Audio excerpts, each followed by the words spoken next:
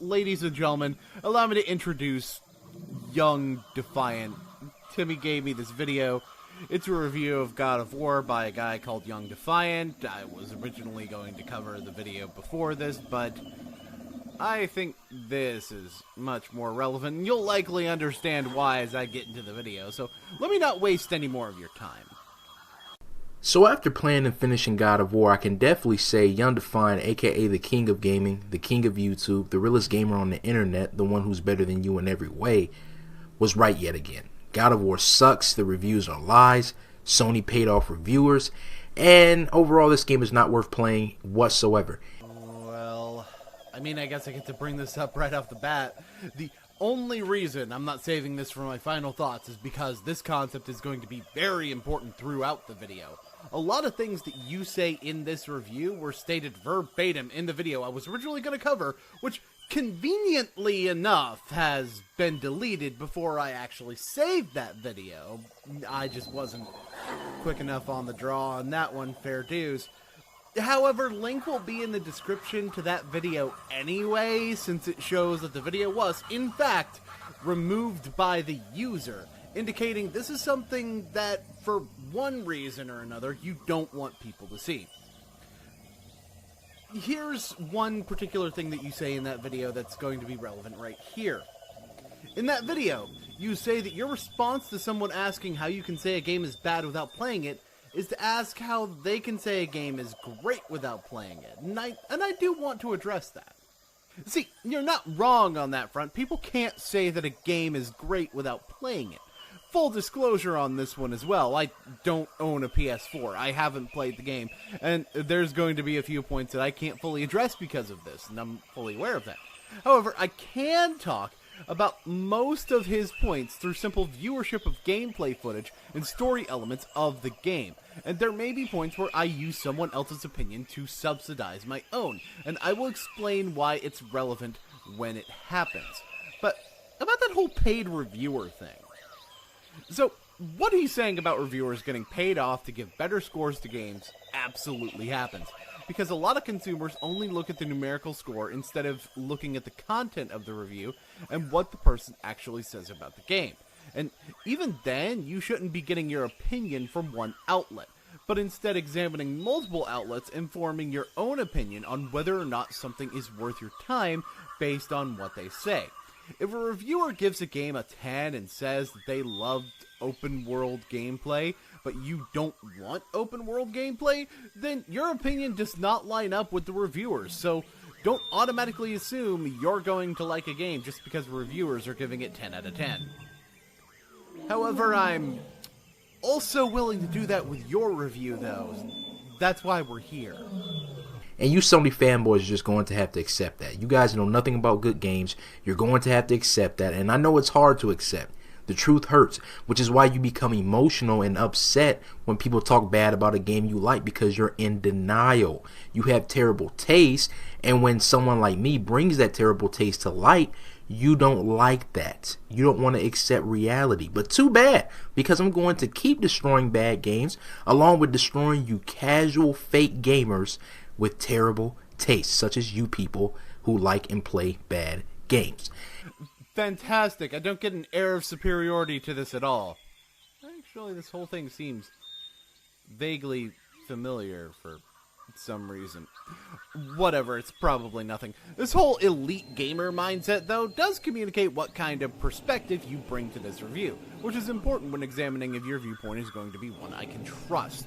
I have to consider if I fall into this more elite mindset when listening to what you say, although, to be honest, hardcore gamer means a lot of things, so I'll get into places where it's more relevant later. And I mean, to show you how bad this game is, I went to a midnight release to buy this game, and it was only 3 people in line, including me. So me and 2 other people. There is just absolutely no hype surrounding this game. No one cares about it. No one's talking about it. No one wants it. The game is definitely, without a doubt, going to flop. You know, I'm going to be bringing factual evidence in this video, in this review, on why this game is horrible and why only casuals and fake gamers with bad taste enjoy it. So, let me just start off with the most obvious problem with this statement. Whether a game has excitement surrounding it or not has nothing to do with its quality. I mean, there was pretty much no hype for Panzer Dragoon Saga when it was launched, and you're not gonna catch me dead saying that the game was shit. Of course, then there's whether or not it is true that no one cares about the game. It's not. For one, anecdotal evidence of your midnight release experience is not proper evidence of whether or not the game was anticipated. And instead of just saying that, I'm going to present some questions that show that there could be other reasons why people weren't showing up as much. The game released on a Friday, for one, so that would be Friday morning, which means people with work or school would be more likely to pick up their copies later. How much competition is in the area? If there's lots of game stores around you doing midnight releases, then your store could be relatively empty, while other stores that have more of God of War's audience may be full. How many people interested in games live in your area? I did pre-orders at a Blockbuster in my area years ago, and since there was a very low population of gamers in my town, it was no surprise that even a hype title like Grand Theft Auto 4 didn't exactly have people lining up out of the door to pick it up. Do those in your area share your opinion on games? If they think like you do, and as previously mentioned, already dismissed God of War as trash, then of course they weren't going to be as likely to pick it up. And here's the most important question of all. How does this prove anything when digital sales exist? Link in the description to an article about how God of War was the #1 selling PSN game in the US in April of 2018. Which is notable in the fact that it was only out for like 10 days of that month. This is not anecdotal evidence of my local area being interested in the game or not picking up a physical copy. This is hard evidence, my friend, of something that proves that a lack of physical purchases does not mean that no one cares about the game. And I feel like I already know the response to this. It's just casual gamers and fake gamers, right? Well, first of all, if they're the only people talking about it, what the fuck are you doing right now? And second of all, you can call anyone casual or fake that disagrees with your opinion, but you need evidence to back that up. Let's see if you have any. So let's start off with the story. Let's start off with the overall change to the series. First, this is not God of War at all. This is not a God of War game. They should have named it something else because it's not God of War in the slightest. It's not. It's a Last of Us clone. It's the Last of Us Kratos edition. That's all it is. They took the Last of Us and they just put God of War a skin over it, basically. This is the Last of Us with a God of War skin. I mean, it's the same thing. Everything about this game just screams The Last of Us. And The Last of Us is a trash game as well. So you're copying off of another trash game. It's ridiculous. You have Kratos and his son, just like you had Joel and Ellie. It's the same game. Copy and paste The Last of Us. You know, Joel and Ellie, they travel on this journey together and then they become closer and they bond. Same thing happens in this game. You know, it's so dumb. It's pathetic. It's the same game because you have a companion character that is your child. Okay, by that logic, The Last of Us is just a BioShock Infinite clone, and we can pretty much trace this back to some fucking obscure title on the Atari if we really fucking wanted to. Yeah, for this to be called a clone, I'm going to need something other than companion AI, since that could be said about a ton of games. They have different settings, with one in Norse mythological Midgard and the other in an aftermath of a zombie apocalypse. Different gameplay themes in the form of a stealth and survival horror game versus a hack-and-slash action game. I don't recall Ellie actually being related to Joel. For fuck's sake, Kratos and Atreus start the game together. Joel and Ellie don't. It takes like at least an hour for them to start working together at all. And although you could probably dismiss any one thing I said as a small change, other than the completely different genres, I've gotten on to people for splitting up pieces of evidence before, and I'll say this much. Unless you can prove that these differences do not exist, it does nothing to weaken the point by any means short of manipulation. Not only that, this game rips off many other games as well, such as Dark Souls, Horizon Zero Dawn, Uncharted, so on and so forth. This game is a ripoff of so many games. If it's ripping off elements from tons of other games, doesn't that contradict what you were saying about it being a clone of The Last of Us? In order to be a clone, the majority of the game has to lift large swaths from the original, not just have surface level similarity in the story to it. I also like how you don't elaborate on how it's ripping off these games, probably because you realize it's just as nebulous a comment as calling it a Last of Us clone, and saying that in so many different directions breaks your narrative completely for anyone who isn't blindly following you. Not that you didn't break your narrative already. So many things. Not only does it rip off a bunch of games, but it rips off a bunch of movies. Like, this game is a rip off of Thor. They were like, okay, let's, we saw the Avengers or whatever, and we see, the whole Thor storyline. Let's just rip that off entirely. There is not an inch of creativity or originality to be found anywhere in this game. What? Okay. No, now you're stepping in the wrong territory. What the fuck does Kratos' story in this game have to do with Marvel's Thor at all? Thor doesn't even have a kid in the comics, let alone in the Avengers. The only thing that this has to do with Marvel's Thor is that they're both based on... Oh. Well, still fuck you! These are radically different depictions of the Norse gods! I'm not sure if you were paying attention in the slightest in this game, but the giants are the good guys, and Thor is a massive dick. Hell, no spoilers for the end of the game here, but Loki's damn sure not the same figure from Marvel's version.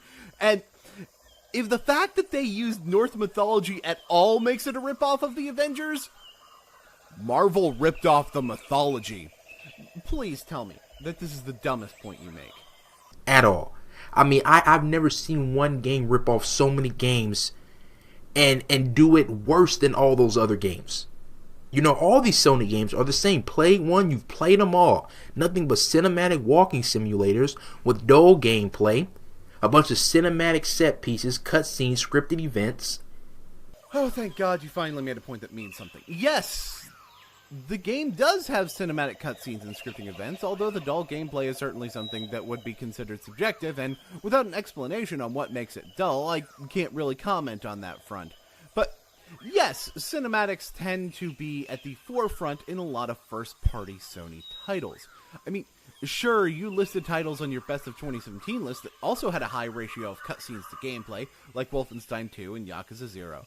But there must be something about those games that felt less cinematic to you. So this tells me that I might find God of War 2 cinematic if I felt that Wolfenstein 2 and Yakuza 0 had a good balance.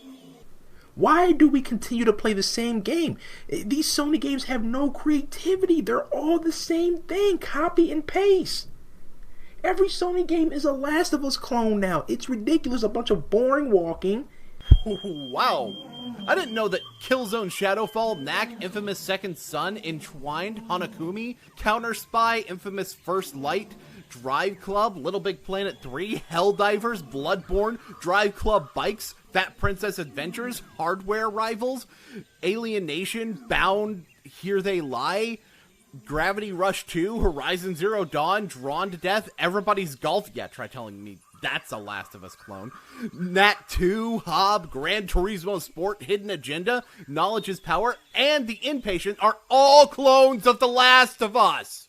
To be fair, Everybody's Gone to the Rapture, Beyond Two Souls, and The Last Guardian at least do more of what The Last of Us do than God of War does, but all those other titles do far less. So saying all of Sony's games are Last of Us clones is a bit ridiculous, yeah?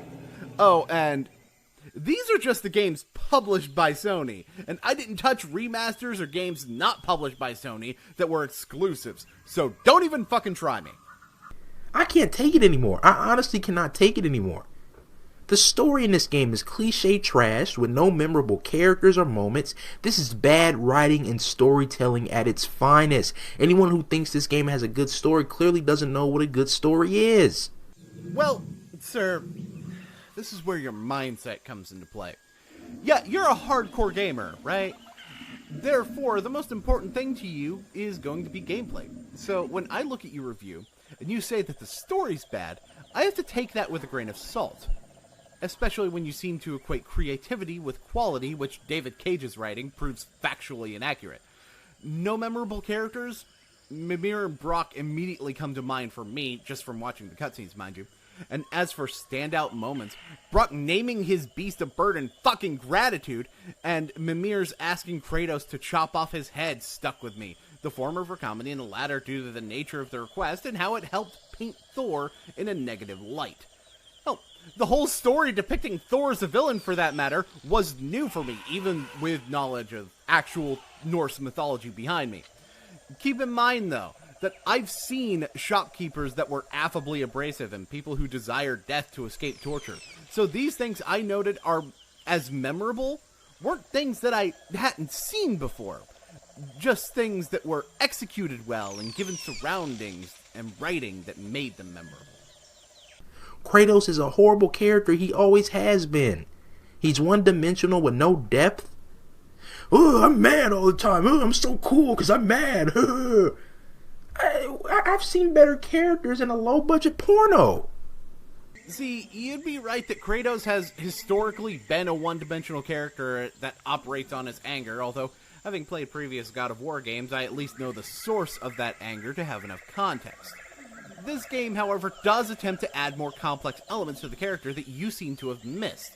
As many people have noted before, and this is something that I agree with, some of the stuff Atreus says to him are things that he would have been killed for in past iterations of Kratos' character. But this Kratos seeks to teach Atreus instead. He doesn't even come across as angry most of the time, more so indifferent to the struggles of others. And that's an element that was always there in the character, but is being brought more to the forefront now that his responsibilities as a father are also being laid to bear. Is it the most complex character in the world? No, not really, considering the tendency towards indifference rather than anger, him softening throughout the campaign at the very least to Atreus, and the wrinkle of him refusing to tell Atreus his true identity. I'd say that he's got more dimensions than one at the very least, and he doesn't have to be the most complex character in the world in order to fit the role that the story needs. I mean, come on. His son, one of the worst characters ever created. I mean, he starts off this little timid coward, and then that can't do anything, and then towards like the end of the game he gets edgy, and they try to make him, you know, corrupted and become really edgy. Then he goes back to being a timid coward. It's all over the place. What are you even talking about? Okay, for one, he's not a coward at the beginning of the game. Are you forgetting about how he wants to go out on this journey at the very beginning of the game, and it's Kratos who tells him he isn't ready because of his physical weakness?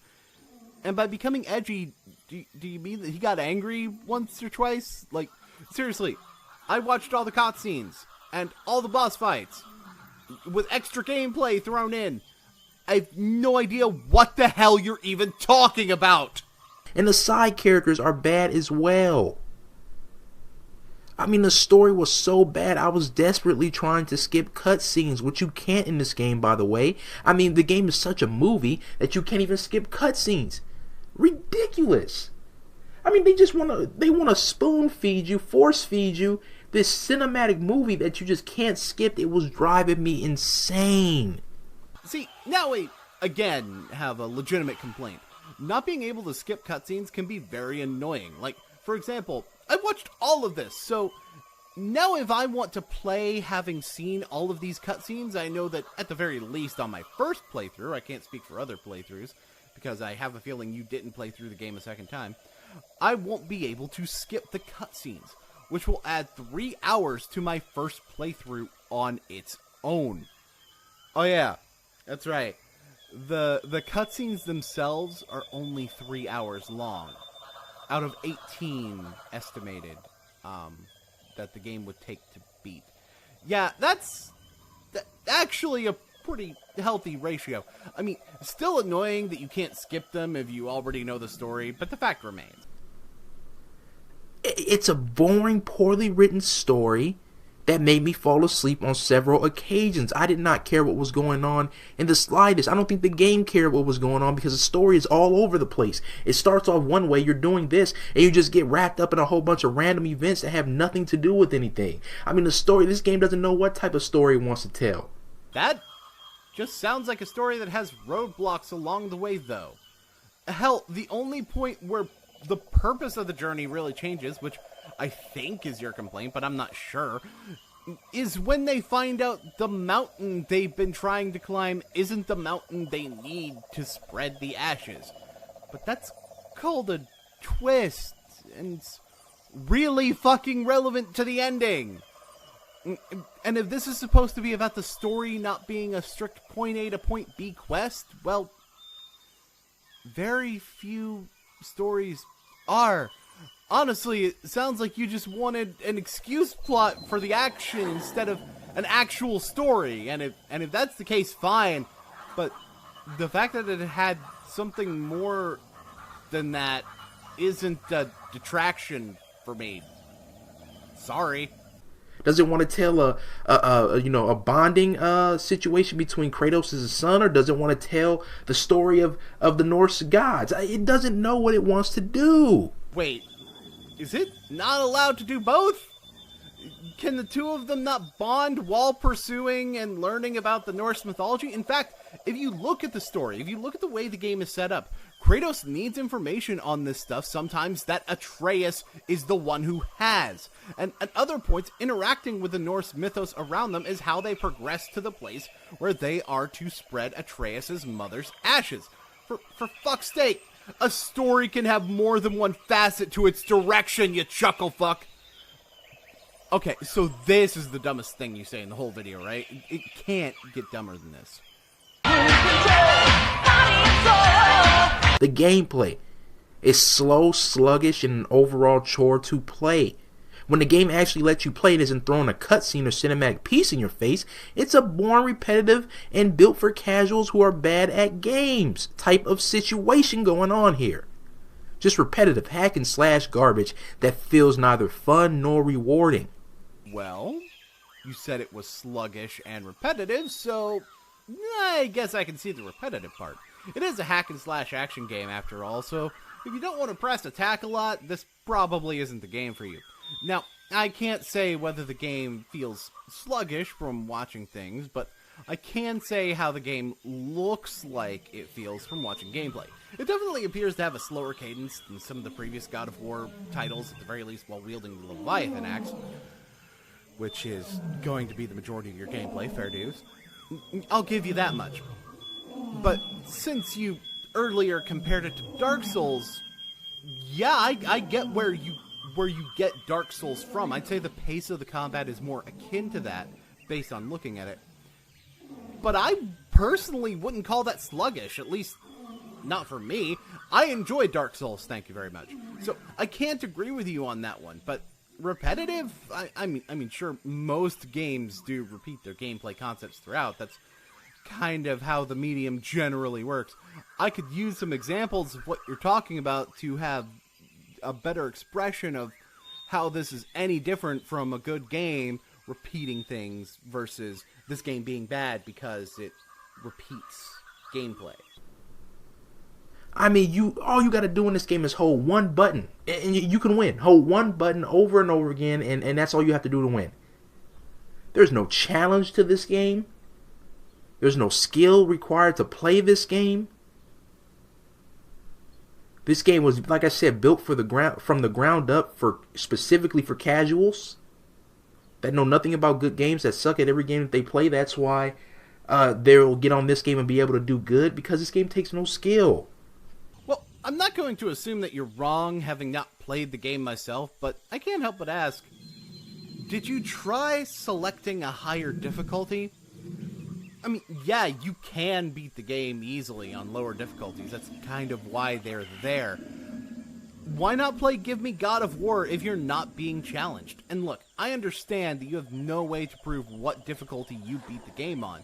But if I say you can beat Devil May Cry 3 easily without telling someone a difficulty, I'm probably not talking about Dante Must Die. The higher difficulties are there for people who need more challenge. And to say that someone can beat the game with ease doesn't really say much for me. That comes across as a manipulative comment.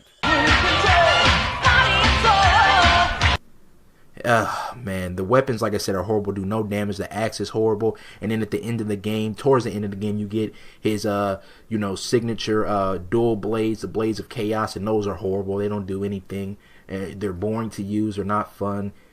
Okay, I can tell you're full of shit just from watching gameplay at any difficulty. Even throwing Leviathan Axe can take out some ranged specialist enemies, and the Blades of Athena add a lot to the arsenal. On top of having more range, faster attacks, and a slam attacks that the Leviathan Axe straight up doesn't have, the blades can also pull enemies close to you, giving you positioning capabilities that you previously did not have. And as for doing no damage, even if the damage these weapons dealt was minimal, would that not be something that made the game harder, thus nullifying your point about the game having no challenge? And then you have to waste your time. The armor's a joke in this game, and you have to waste your time finding resources in this boring world just to be able to upgrade everything. Everything that you want to upgrade in this game is locked behind resources. We saw the same thing in Horizon Zero Dawn. You wanted to do this in Horizon Zero Dawn? Oh, you had to go find some resources. Wanted to craft a fast travel pack? You had to find resources. In this game, you want to do this? Find some resources in this boring open world. We're gonna make you. And let's talk about that. This open world is one of the worst open worlds I've ever seen in a game. It's so empty. This world is so empty and lifeless. Why would you bother making an open world? And it's not even an open world. It's more like semi-open world. Like you can kind of go from here to here, but it's not really open world. But there's nothing to be found in these open world areas. Oh, except for chests, lore items, the aforementioned resources, optional bosses in the form of Valkyries, and tons of other shit that even a cursory look at the gameplay footage will tell you is there. Kvasir's blood, you're fucking dumb. It's boring. Only thing you're doing is going over here so you can find some boring resources to craft your, upgrade your stuff.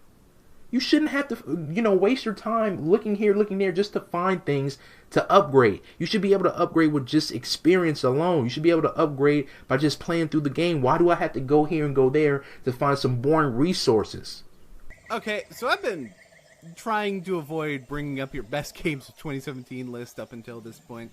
But right here and right now, I'm going to use every single fucking game on that list to prove what I've been saving for my final thoughts. Crash Bandicoot Insane Trilogy. Crash 3 has upgrades that are based solely on beating the bosses, but the other two games have no character ability upgrades whatsoever. This is the outlier in this regard in terms of your list. Wolfenstein 2, The New Colossus, requires you to find upgrade kits, which are resources for upgrading your weapons, and contraptions, tech that gives you new abilities that need to be found. Yeah, they have an upgrade system that solely involves just playing through combat sections, but they still have major upgrades that require exploration over firefighting. Yakuza 0, equipment search. That's all I need to say. You love this game so much, you should know what I'm talking about. Also, even the achievement points can be spent upgrading exploration capabilities. Nier Automata. Chips, my dude! Chips are progression that involve enemy drops, much like many of your resources in God of War do. Persona 5. Oh, I don't even need to have watched Persona 5 gameplay for this one. I just need to have played literally any game in this series. Social Links requires exploration of the world and non-combat interactions with your allies. Most of the game is non-combat. This ties into the point of the whole video. See, like I said near the beginning, people should not take a review as a number at face value and just leave it at that. They should examine what the person is saying, look for multiple opinions, and be sure to keep in mind if someone has opinions that line up with the way that you look at games. And in doing that with your review, I found nothing but confirmation bias. See, Mr. Defiant, you said it yourself. You said this game was going to suck before you ever touched the thing. I found multiple problems with what you were saying from simply watching the game being played, including some that I didn't even fucking cover in this video, and that told me that you had already made up your mind about this game. There's other things that I was willing to give you the benefit of the doubt on, until of course you made your point about resource collection and non-combat methods of obtaining upgrades. Some of that almost every game I know you like has. If that is a strong negative here, then why is it not a strong negative in those games? In reality, what it looks like from my perspective is that you wanted to hate something, so you found every excuse that you could muster in order to do just that. Oh, yeah, you call yourself the king of YouTube and the king of gaming, but the fact of the matter is, all you're doing is something I've seen before, actually. Yeah, it's looking pretty familiar. You present your own opinion as though it's the objective truth, rambling back and forth from point to point with little cohesion, providing nothing to back up your statements other than your own bravado.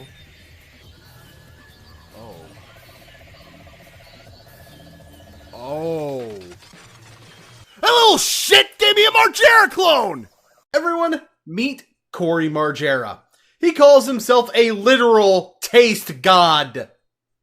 Well, that's all the context I need, but I guess you guys need a little bit more. This video is over a month old, and there have been one or two things that have come out about the situation since then. Not a whole lot, mind you, but just one or two things that are relevant. I'm not going to bring these up, and I did write this script a while back. I only did a few edits to make it make a little bit more sense.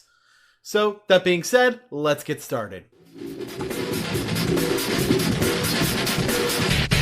Alright, I think that's pretty much all the intro that I need to play for you guys. This goes on for an entire minute. Now, it'd be one thing if there was a lot to the intro, crediting a bunch of people, timing clips very intricately and the like. I still might be making recommendations for you to shorten it, but it wouldn't be so bad. But here, you have literally 2 credits to give. Good Taste Productions, which is pretentious as hell, and The Corey Margera Show. That's it.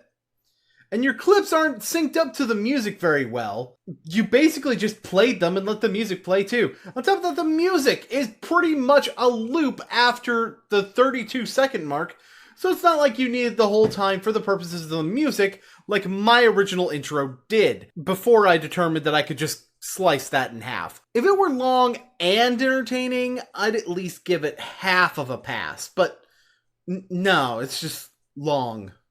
So the rumors are that the PS4 will soon be able to be backwards compatible with the PS2. Really? Because the 2 videos you cite later as having watched, without providing links in the description, thanks for that, debunk that rumor.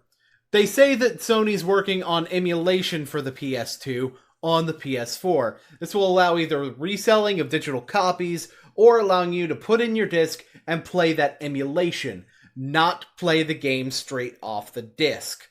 All I can say is, holy fucking shit. It literally took this long. You know, let's forget the fact that Sony doesn't have to work on backwards compatibility, especially considering the fact that their competitors are just now introducing it. And yeah, I know the point is that it should have already been there. I know the point is that he's pissed about that. But that's a dumb point when you don't at least show some kind of gratitude that you might be able to play your older games on your shiny new system. 2 years for us to finally, and it's still not even going to be backwards compatible. This is still just a rumor in the air. This is still just an announcement. Actually, if it were an announcement, it wouldn't be a rumor. Also, if the rumor is it's going to be backwards compatible, how does that translate to it's not going to be backwards compatible? Yeah, I know. The point of your statement is that we don't even have any confirmation. But the way you worded it implies that the rumor is somehow already proven to be false. Which it technically is, according to your sources. But you should either be telling us why the rumor is unfounded, or not be covering it at all. In all honesty, Sony, you're fucking stupid. Alright? You're fucking stupid. I think you're a great console manufacturer, but you are fucking stupid. Yeah, Sony! I think you do this thing that requires a large amount of technical knowledge and innovation really well, but you're stupid because of your lack of technical knowledge and innovation. Do you see how that doesn't make any fucking sense? Why in the fuck is it taking this long just to get backwards compatibility? Well, not to cut you off, but you were about to change topics at the drop of a hat, something you tend to do a lot, and I can actually explain why they took so long to get backwards compatibility. See, there's two ways of doing backwards compatibility. Put the hardware into the system, or emulation. I'll bring up emulation elsewhere, but let's look at the implementation of hardware. I'll provide a link in the description to a news report that explains the complexities of backwards compatibility today. To be frank about it, it's the fact that the technology is more complex than it was then, making implementing the hardware more expensive than just chucking an extra set of cheap parts into the system. Also, you know what wasn't an issue with consoles during even the PS2 era, and is literally as soon as a single generation later? Overheating. Old consoles were hot, but the newer components cannot be made with this heat in mind without having far too high of a power output and, once again, costing more money to keep cool. The PS4 has been out for 2 years, and you have a severe gaming drought. Which is a gaming drought the entire game industry is going through, by your logic, since PS4 has more games on it than any other current system outside of the PC and maybe the Wii U, but we'll get there later. You have no killer app this holiday season. None. And the other two systems have one killer app apiece. Xenoblade Chronicles X for the Nintendo Wii U, if you're into JRPGs that is, and Halo 5, if you're into shooters. I know, majority of people are into shooters, not the point. This would be a good point for you to make, if not for the fact that you're making it the year a Fallout game came out. Are you aware of how big Bethesda games actually are? They warp the entire industry around them when they come out. Don't believe me? Look at most sales for non-Fallout games over the past month. There's nothing exclusive that Sony has right now. They have no Halo. They have no Super Smash Brothers. They don't have anything that's like, oh my god, a must have. And since Smash came out last year, I'm going to have to assume that you're now talking about over the entire life of the system. So let's see, good exclusives for the PS4. Uncharted, Disgaea 5, Until Dawn, Bloodborne, 2 Infamous games, and Killzone Shadowfall. Other than Disgaea 5, which I think should be getting more credit, but falls in a similar category to Xenoblade Chronicles X, all these others were huge over the life of the PS4. By the way, I'm aware of what he says about Uncharted later, but don't worry, we'll get there. Knowing damn fucking well the PS2 is one of the best consoles of all time. It has an amazing library of games. And you were not smart enough to have backwards compatibility with at least the PS2. Considering the backlash they got for how expensive the PS3 with backwards compatibility was, thus required them to make a cheaper version that removed the backwards compatibility and sold better? Nah, that's stupid. Why would they prevent that sort of backlash? I could see the PS3 because, again, the way the PS3 was designed was completely with the cell processor. Says he understands why a company went one generation back. Doesn't understand why they had trouble going 2 generations back. 10 out of 10, flawless logic. Okay, granted, he does say the PS3 is hard to code for. Maybe he feels the PS2 was easy to... But the PS2 wasn't the easiest thing to develop for either. That's what a lot of people forget. You seriously just forced me to use a media clip. Kill me now. To me, I don't look at the PS4. I don't think it's going to have the success of the PS2. That's like saying the PS4 isn't going to sell as much as the original Wii. Of course it's fucking not. You're comparing a console in a currently lackluster console generation to one of the highest sold systems of all time. It's not going to compare positively. But I could be wrong. We could start getting better third-party support. You mean like Street Fighter 5 or Shenmue 3? Why, the only thing that'd be sweeter than those is a new Ratchet and Clank game or The Last Guardian. What's that?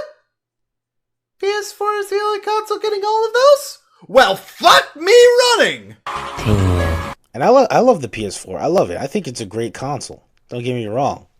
But it's lacking in fucking games.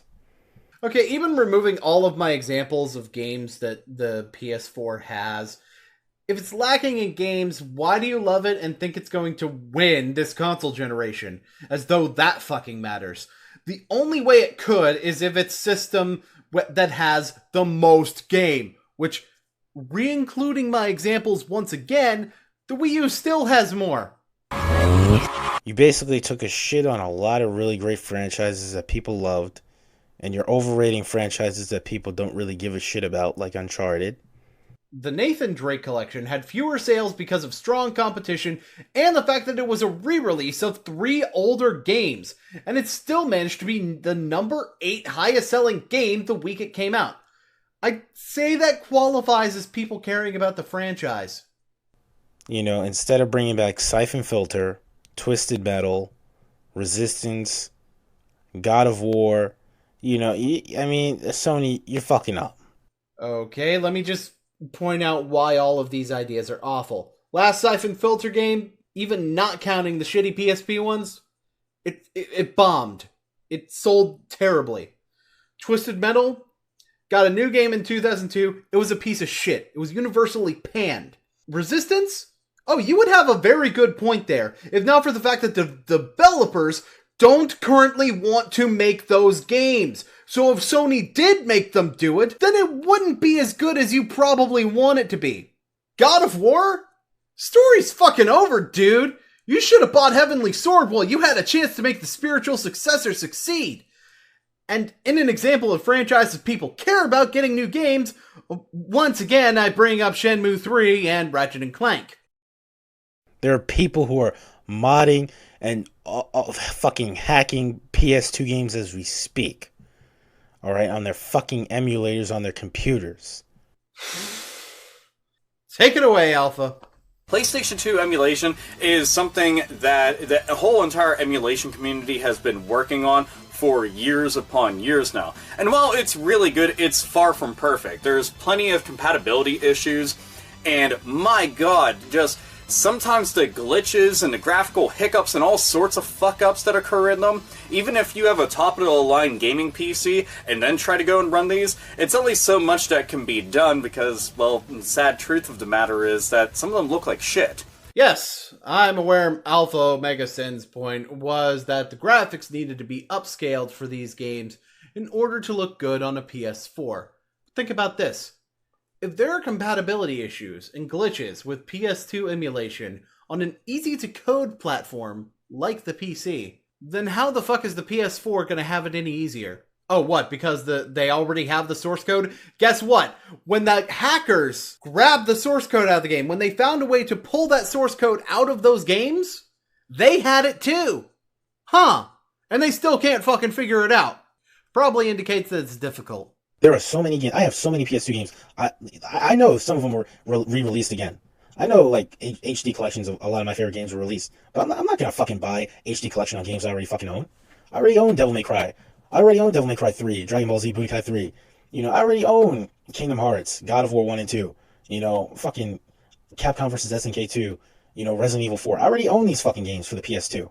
Although the fact that you already own these games and want to be able to play them on the current system is a good part of your point, none of these games were remastered for the PS4. The ones that were remastered for the PS3. Hell, you go on to mention a couple of games that haven't been re-released at all and have no reason to be.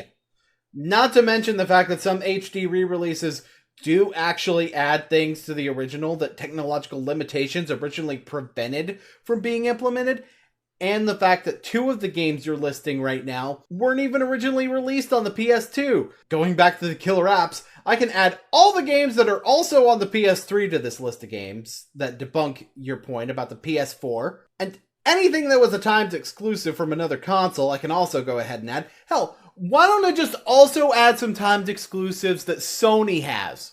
Unless you're making like a Quake 3 Arena HD collection, like a Quake HD collection, which is something like literally that I really want to play upscaled, you know, or a Half-Life HD collection or something like that. I really don't give a fuck. I'm sick of all these HD remakes. I'm like, I already own these games. Okay, by that logic, why should they make Half-Life HD Collection or Quake 3 HD Collection?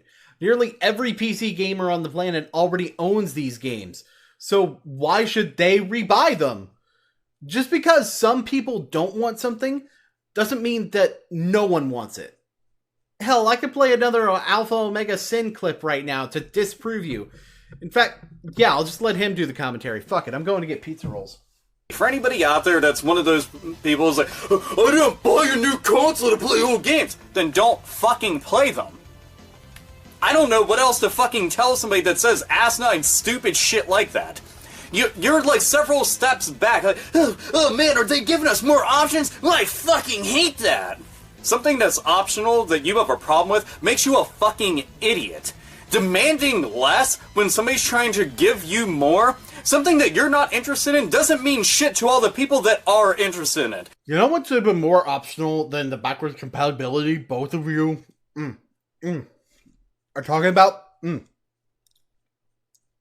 HD collections! Hell, he even brings up that a big part of the reason Sony should do this is because not everyone has the original hardware, like you do. Granted, I own Quake 3 as well for the Dreamcast, but honestly, I wouldn't mind playing it on the PS4 more than the Dreamcast because I know the controls would be much better. I know a system where the controls are pretty decent for Quake 3. Quake 1, 2, and 3. I want to see those games remastered, in HD. That would be cool. For people who aren't PC gamers, who don't have the mod set up and, the graphics and all that shit. That's something that I want to see, come to consoles. Oh, okay, good. You don't bring up normal fallacies about console gaming. I can address this without repeating every single video on a console gamer ever then. Good. First of all, about the mods. You don't have to play most of these games with mods. I do play Skyrim with mods from time to time, but I also play it unmodded. Why? Because I don't fucking have to play it with mods. It's optional! On top of that, this option would likely not even be available to you on the PS4. Now, in terms of the graphics card, look, I do not have a dedicated graphics card on this laptop that I'm recording this commentary on right now. And guess what? I can still play the majority of video games on a setting comparable to what you would find on a current generation console. And since you've decided the games on PC don't count against Sony's exclusives, here's an even bigger list of killer apps. I'm done with this. Look, Corey, I'm not faulting your intent with this video. I get what you're actually trying to say. Widespread compatibility with PS2 games, and yeah, PS1 games for that matter, that would be nice, would increase system sales. It would influence parents to buy the system for their kids, as the library of games would be in the thousands. Many of them very inexpensive to own. It would give more options to the consumer. But you missed the mark on how you executed your points. You effectively insulted the system you claim to love by refusing to acknowledge the games it has simply because the games you want them to care about aren't on it. But you're not the only PlayStation fan. You effectively said that gamers having the option to buy a game on a digital storefront is bad simply because of the fact that you already own the game and you don't want to buy that game on the digital storefront. But some people do want that. And most importantly, you refuse to acknowledge the mere existence of technical limitations that your own sources, mind you, bring up. Hell, they don't even call what Sony actually said they were working on a rumor. I'm convinced that you just read the names of the videos and decided you know everything about what's going on. I normally end these videos with some kind of advice, so here you go. You're not the only person that exists in this world. It's fine if you don't want something, or if you think it should be done in a certain way. That's fine.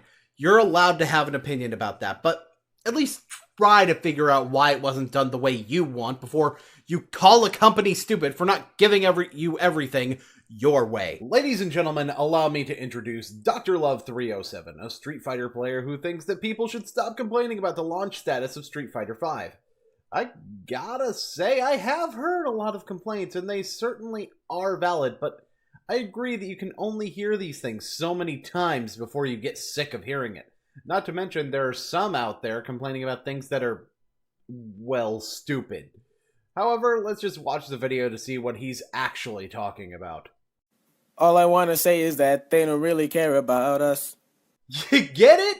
He's using the Michael Jackson song to indicate that Capcom's not likely to listen to the complaints in the first place. It's so fucking clever, guys! Yeah, they don't care, okay?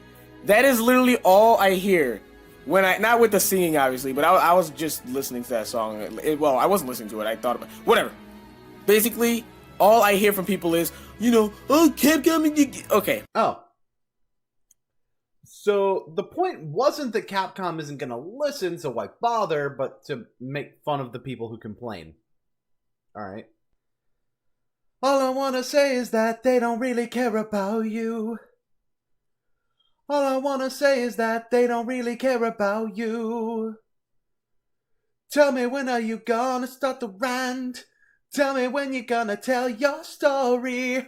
All you're doing is wasting 19 seconds of my time when you could be getting to the fucking point, you basic! Let me get this out of the way before anything. Anybody who does not have the game currently or is not planning on buying the game at all has absolutely no right, no reason to complain. Except we do. See, I don't own the game, but I plan to get it at some point. Many of the complaints about the game are reasons I don't go ahead and get it, other than the fact that my finances are in the shitter. Seriously, buy my t-shirts, you fucking sods. As opposed to buying other games I would want to play. And there are people who don't want to buy the game ever because of these problems. And would be buying the game if it didn't have these problems. Why exactly do they not have the right to complain about the reasons they aren't giving Capcom their money, when part of the reason corporations wind up so out of touch with their consumers is because the sales figures are literally the only thing they see, thus giving the consumer a good reason to say what is making them not spend their money on the release? You wanna know why you don't have a reason to complain? I'll tell you why. Capcom, they literally told us, they've told us exactly how the game was going to be at launch, right? They told us it wasn't going to have arcade mode. It wasn't going to have this. It was going to have a certain amount of characters. The online modes were going to be this, and then the updates were coming at certain times. And they told us those certain times too. They've told us prior to game release, not about a week, months before the game's release, okay? Let me get that out of the way. Really? I didn't know they already said that. You know who else didn't know that? Fans who weren't following the development of the game religiously. I can't even dig for the information that they already said this at this point. Granted, I wasn't exactly expecting you to be able to provide evidence since this is a rant and such, and I believe you, since Maximilian Dude said the same thing, but it would have been nice if you did provide evidence. Not to mention the lack of ability on my part to find the information after the fact indicates that the information clearly isn't as transparent as you say it is by now, but I'll get to that later. Second of all, with the game coming out and then the online being pretty dookie on the first day, they all had all these betas. There's two different sides of it. There's the first side where it's like, obviously there's no excuse why the online was like that on the first day. But I got the game 2 days later, and when I went on the online, it was just fine. So they obviously fixed it like that, so that's not even a complaint. You said it yourself. There's no excuse for the game launching with the online as shit as it was, with all the beta testing for the online that they did. And by the way, I haven't heard a word about the online since it got fixed. Only when it was an issue. So you're telling people to stop complaining about something that they've already stopped complaining about. But, okay, right? This is where I stand. If you're not buying the game, why does it apply to you? Because it's a reason you're not buying the game. We've already been over this. I get that this is a rant, so you're not going to use a script most likely. Outline! That way you know if you've already talked about something. Also, here's the thing. If they told us what the game was going to be like at release, why are you complaining? And this is the funny part. This is what I think is really funny about it, right? All the people who follow Capcom, who follow Street Fighter V, and bought the game on day one, we weren't complaining. Okay, first of all, the people who buy the game without knowing this stuff already are definitely more likely to complain about it. Even though it's like buying a sandwich and then complaining that you got diarrhea when there was a press release on the restaurant's website a few months ago that's, buried deep in the news feed about an issue when all you did was want some goddamn lunch. Just because other people knew doesn't mean you don't have a right to complain. Also, I'm putting a video in the description of Maximilian Dude saying why what Capcom is doing with Street Fighter V is bad. So in other words, a guy who knew about the game's launch date and bought the game on day one is complaining. Holy fucking shit, I just disproved your argument on 2 fucking levels. Because Capcom literally informs us 24/7 how things are over there and how the game was going to be like and what it's going to be like in the future. They've been telling us that. We already have the whole patch and updates and character releases and game modes for like all of 2016 already. Good news! I actually found the update schedule you were talking about. Granted, a slightly outdated one from February 17th. It doesn't list all of the characters, but it's still an update schedule. Guess where I didn't find it? An official source from Capcom. If they're being so transparent about what's going on, why am I unable to find the information they're being transparent about through an official Capcom medium? I searched through Facebook and Twitter to see if there was any sort of official announcement for this too. Found nothing. Even look on the forums for Capcom's website. Found nothing. Why am I having to dig farther than even this to find something official from Capcom saying something that, according to you, should be public knowledge? Oh, and by the way, you know what that update schedule doesn't include? Arcade mode. Something the people are pissed isn't in the game at all, since it means no 2 out of 3 round fights in single player. At all. And people say, it's no excuse. They shouldn't have sold it. They should have just sold it later. Excuse me, in the fighting game community, there's so many complications that go into it. One of the main things is that if they didn't sell it at that time, it wouldn't have been able to be accepted into EVO this year. I came up with a potential solution to that problem, actually, and I came up with it in like 5 minutes, so I don't see why Capcom didn't come up with it. Although whether EVO would accept it or not is beyond my understanding, but if they wouldn't have, then transparency would certainly be a viable option for that as well. Considering you say they've been transparent about this whole thing. Solution is this. Release a competitive edition that has less single-player content. That way, anybody who sees Street Fighter V this early will already know that they probably don't want it if they want to play single-player. Then, when the single-player is finished, give that content to the people who already bought the competitive edition, and sell the game without the competitive label to those that didn't want to buy the game in an incomplete state. Like I said, don't know if EVO would allow it, but it doesn't seem all that crazy to think that they would. And all the people that, are going to be watching it and just want to get good at the game and want to play the game and have been following them, though our only concern is to be able to play the game. That's all we care about. First of all, no, that's all you care about. There are lots of people who care about things other than online play, and yeah, I will admit that I'm probably not one of them. Don't get me wrong, I want a little bit of single player, but I don't really care about arcade mode, and the single player modes that are already there, they work for me just fine. But here's the big issue that Maximilian pointed out in his video. There are lots of casual players who make up the large majority of EVO's viewing audience, and more importantly, the large majority of those that purchase the game, keeping the genre alive for future generations. Catering to the hardcore market and competitive market is one thing, but to shun the casual market in exchange is what caused fighting games to go through the extended period of mainstream trivialization from the mid-2000s in the first place. Honestly, that's all we care about. And, people are like, they're scamming us to doing this. Okay, tell me this, right? Would you rather pay $60 for how the game is right now, get the updates later, know exactly what you're buying, know exactly what's going on later, and you get to vote for what, for what type of stuff comes later, like you actually affect what happens to the game? Or would you want to would you want them to do what they did with like Marvel vs. Capcom, Street Fighter 4, all these other types of games where they literally just kept reselling the game but with different versions. Street Fighter 4, Super Street Fighter 4, Super Street Fighter 4 Arcade Edition, Super Street Fighter 4 Arcade Edition 2012, Ultra Street Fighter 4, Ultra Street Fighter 4, the PS4. No! You listing off various versions of Street Fighter 4 actually proves my idea of offering a competitive edition, since they offered upgrade packages from one version to the next at least nearly every time at a lower price. You know, kind of like what I was talking about doing, except I was talking about giving the content to the people who already bought it for free. But, again, if they had labeled this early version of Street Fighter V differently, even without a price change, less people would feel like they're getting scammed by an early access game that is not labeled as an early access game.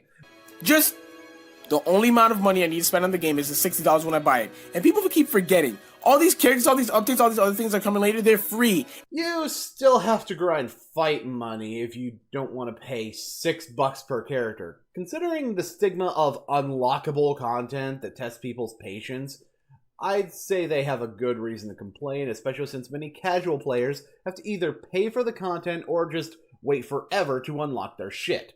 Well, except Alex, maybe. Oh, by the way, premium costumes have no fight money option whatsoever. So what about the people who want those? Oh, right, the hardcore players just want to play the game. Yeah, considering how many competitive players feel the need to select a specific palette or costume for their character in tournaments, I call bullshit. Okay, right out of the gate, we start with a generic as fuck title card. Granted, not that I had any expectations outside of that, and it's least short. And then a Windows Movie Maker title on top of about 7 seconds of silence and blackness. And then the rant starts. Dude, I get it. You got somebody to make the first part of the title card for pretty much all of your videos, better than trying to be fancy with Windows Movie Maker and failing at least. But then you fucked it by taking more than half the amount of time it took to show the name of the video. You could have just put that on top of the image and just started talking. There was absolutely no reason to waste time and bore me like that. Oh my goodness. Damps, I can't believe you're doing this again. Holy shit. Another immediate problem. Am I going to have to break out the 10 seconds in cliche? I don't want to break out the 10 seconds in cliche. Actually, it was 25 seconds. Stop ruining my fucking jokes. Anyway, that background noise. I don't know what the fuck you're playing with while you record this, but stop. Please stop. It's distracting as all hell, makes your already abysmal audio sound worse, and more important, it scares the orphans. And let me make this clear. You do not want to scare the orphans. What is up, my arcadettes? It's the Arcader11 here. You can tell by the title of the video, you guys are gonna know I'm gonna be ranting about this abysmal atrocity that's been announced. Okay, first of all, anti-hype is bad, and I'll elaborate more on that later, but arcadettes? Fucking arcadettes? Congratulations! You win the award for cringiest fanbase pet name in history! And by the way, I don't think it's a good idea to give your fanbase a pet name with less than 100 subscribers. I should know. I did it once. Fucking booners. That shit was so cringe! Dragon Ball Xenoverse 2. I am fucking pissed that a shit game like Xenoverse is getting a sequel a year after the first game was released. You gotta think about that. Not very hard, apparently. The average development cycle for a game takes a year and a half, assuming you're not working on pre-existing code or assets. The game not only has pre-existing code and assets, but is currently estimated to release in Japan this winter. Links in the description. And the only way for the game to release even a year and a half after the first one is for it to come out in August of this year. You know, before winter. I mean, we're not talking about a Scott Cawthon release here. I'm pretty sure it's not going to jump up on us that fucking hard. That the first game that was completely shit, that got so much hype just to be disappointing, and now it's getting a sequel a year after. Well, you said it yourself. It got a lot of hype, sold a lot of copies, and now it's getting a sequel. Which is something a lot of people who played the game wanted after enjoying the concept but finding that they wanted more out of it. Link to Pro Jared's review in the description, because what he says is exactly what I just told you. I'm all like, see, this is why I fucking hate when it comes to new DBZ games. They don't know how to capture the atmosphere of the previous games, which was basically the Boon Cannons series. The last good Dragon Ball Z game my eyes was Burst Limits, a very underrated game at that. Okay, so now we get into the actual opinion here. So here's why this shows that you're completely and utterly biased. Burst Limit, like the original Budokai trilogy, was a side perspective traditional fighting game, as opposed to Budokai Tenkaichi's behind the back perspective. It was also a fighting game, so since you think that's the only type of game the Dragon Ball should have, even though Legacy of Goku, let's ignore other genres. All but one of them used the behind-the-back perspective from the Spike games except for one, Infinite World, a successor to Budokai that also has burst limit mechanics. Why is that one not good to you? It's a combination of gameplay of two games that you actually like. And for that matter, keep in mind the Spike games. I mean, if he doesn't like that style, fair enough, but let's just say that at least one of his reasons for Xenoverse being bad are going to bite him in the ass if he's biased against Spike's style. And the fact that people are now hyping it up after they went on to hate it, after the reviews, and how bad the game was when they played it for themselves, is abysmal to me. Once again, I direct you to ProJared's review. Your argument is invalid. And don't try to play the whole "it's my opinion" card here either, because that already got sent to the wayside when you said the fact that other people were hyped after they played the first game was abysmal. Oh yeah, by the way, Xenoverse had better review scores than Burst Limit and therefore is, according to your logic, a game you should not be sickened by people getting hyped for. And it's basically just going to be the same shit, just with a bigger roster. I mean, I doubt they'll fix the abysmal controls and combat and AI response that was in the previous game. Because that's one of the main reasons why I hated Xenoverse. The AI in Xenoverse was fucking retarded as shit. At times, you'll be flying and it'll go from one edge to the stage to the end of it. Okay, first of all, that's not an example of AI. That would be an example of something bad within the game and might be an example of control issues, but your placement of the phrase implies that it's an AI issue. Second, having played the game myself, all you have to do is attack in order to stop, even if you're nowhere near your opponent. Oh, and by the way, letting go of the stick also lets you stop. I'm aware that I'm only one example, and it may be post-launch patches that make the gameplay work better for me. But to refuse to factor those over a year after release, and to refuse to acknowledge the fact that they patched it would prove that they know how to avoid this issue in the next installment, is straight up dumb sauce. Or at times when you attack, you literally face through your opponent. Or at times, your opponent can literally break a guard when you literally have a guard up. A very strong one at that.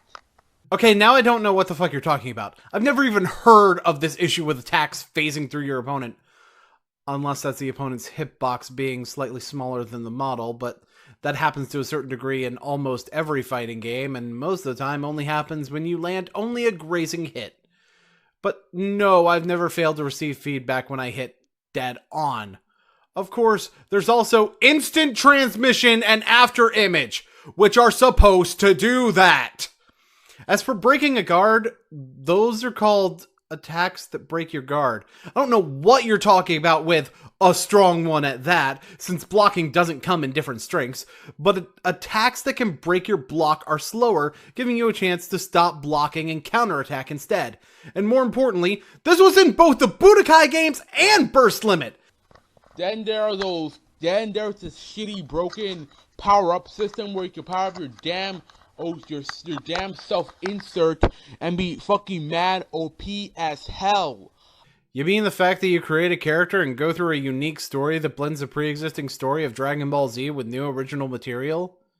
You mean the things that DBZ fans have wanted for years and now finally have? You mean the primary selling point of the whole fucking game? You are aware that this game is a hybrid RPG, right? Oh wait, that makes it bad. GG, get the Doritos off my keyboard. I'm gonna go buy some capsules. Why am I tanking? I'm not even a fucking demo lock. I was like, that was one of my biggest turn-offs from Xenoverse. I was like, no, fuck this game.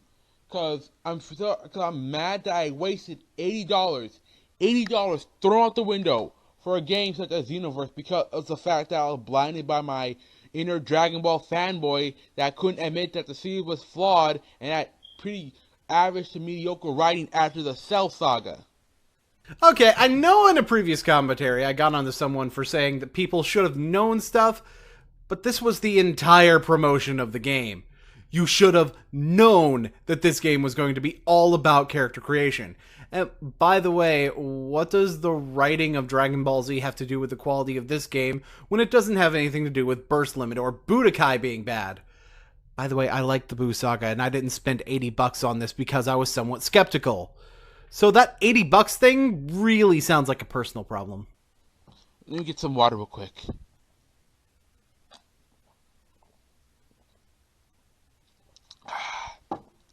Good water is good for you. Did that just happen? Oh, it was an insult. Because it was made by Dimps.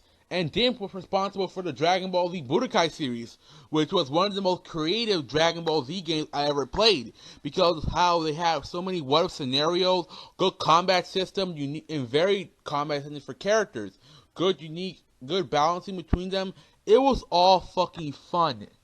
And Xenoverse isn't creative when it has new characters and new writing. You know what? No. Let's look at that at face value. What if scenarios? Yeah, it's not like Dragon Ball Xenoverse is built around a what if scenario. It's not like the tagline at the end of Xenoverse 2 implies that you now get to create those what if scenarios. It's not like nearly every side quest is the game is a what if scenario. Dear Diary, fuck off. You're clearly full of shit. Stop cheating on me with the Death Note. Characters that play differently. In Budokai, outside of special moves, nope, not at all. And by the way, characters in Xenoverse also have distinct styles based on special moves, including your OP self-insert. And finally, characters being balanced in Budokai.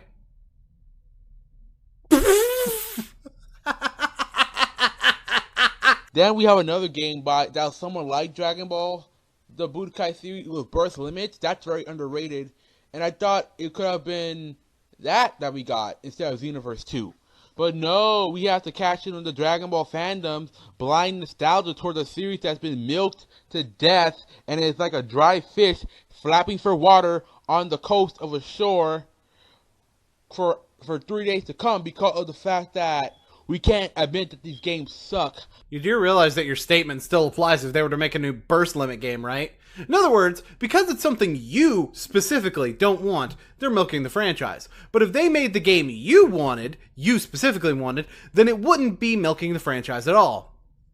Your bias is showing. I already told you about the orphans. You're embarrassing me in front of the entire country club. Mind telling me what kind of drugs you're on and if they work on robots? I've already been attacked by a bunch of Dragon Ball fanboys that I called out how bad. Well, I said the game game's going to be garbage, and it will be garbage, based on the first one.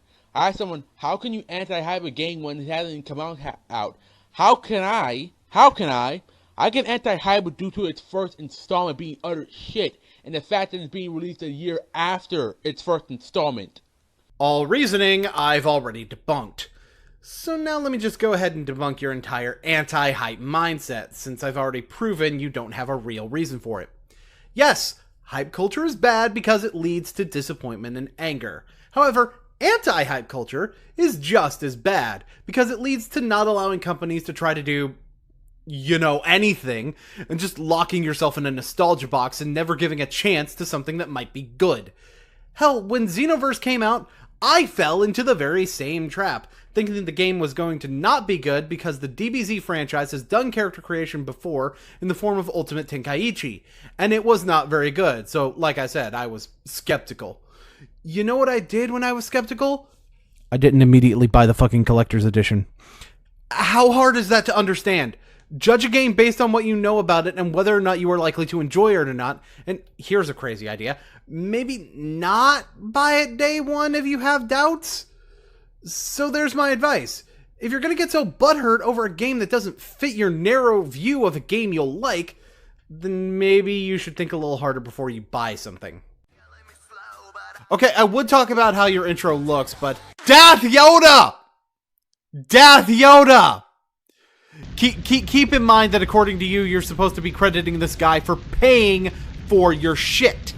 You spell his name correctly later on. We'll get to what's wrong with that segment. So why is it misspelled here of all places? It's not like typing a letter into the title that appears on screen is a huge freaking hassle either.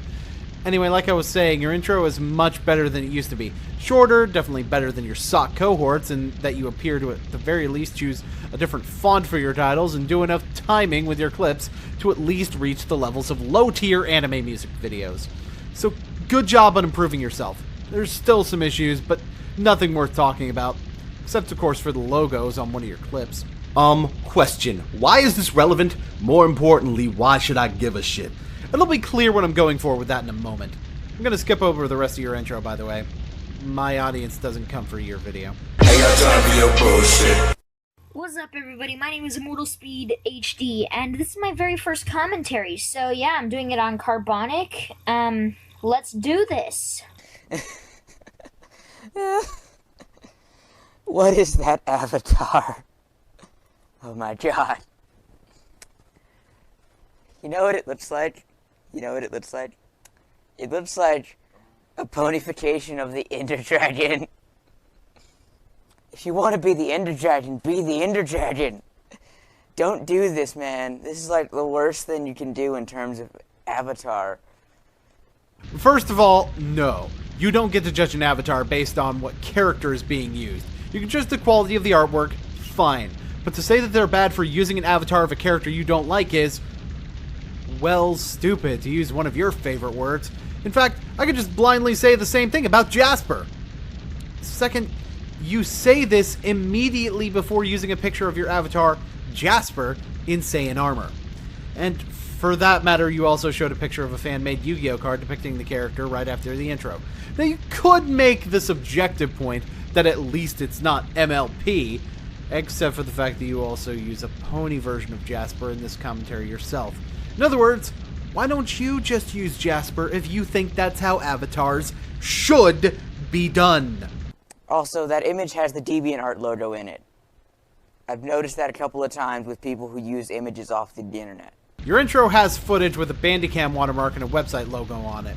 I've noticed this with people that use footage off the internet. Hey, don't get on to me, it's a lot more visible than that logo on Immortal Speed's video. It's true that this doesn't make you wrong, but it is worth noting that your complaint also applies to yourself.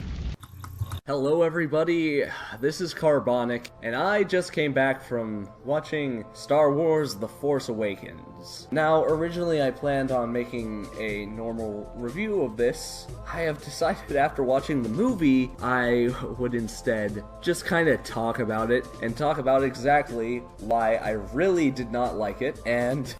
How dare you say you do not like the new Star Wars movie? You know, there are free programs that can give you a demon voice. You don't need to act like you know how to do that, especially with your teenager cracks randomly voice. You really should think about these things before randomly doing a horrible, horrible, horrible commentary. Ooh, so close to a good point. I wasn't even willing to give you credit with the demon voice being bad, although I didn't hear any voice cracking or anything, and it would have been much better with the use of free software that failed to mention by name in the video, which would have actually been super helpful. But then you have to be super edgy and just say that the commentary was horrible, when all you've brought up is the avatar and a subjective point about someone's acting. It's not entertaining. It just makes you come across as overly mean. And if that was supposed to be a joke, work on the delivery, because it sounded absolutely nothing like one. Why I believe it is actually one of the worst Star Wars movies to come out, and is worse than the prequels. So yeah, a few scenes in the prequels were kinda crappy, but other than that, they were pretty good, and the new movie was actually really good itself, too. Okay, let's see. How many scenes have Jar Jar in them? How many scenes have Anakin in them? And yeah, there's way more wrong with this than just a couple of scenes. Also, the line, from my point of view, the Jedi are evil. Yeah, he says that right after killing a bunch of kids. Yeah, that's like way more than a few scenes of wrong there. How dare they say they felt like the prequels were good? Okay, sure, Jar Jar, an inherently bad character. If a better written character were put into Jar Jar's place in the plot, then the prequels would have been much better. But was Anakin really inherently a bad character? I mean, you do know that the prequels are about his path to the dark side, right? Come to think of it, that makes your example of a bad scene, which by the way also happens to be the reviewer's example later in the review, pointless. Because it shows Anakin's morality becoming twisted, which is the point. I can't believe I just defended something in the prequels. What the fuck is wrong with me? Ain't got time for your bullshit. Start out by saying my biggest complaint with this movie is that it is just A New Hope redone with bigger stuff.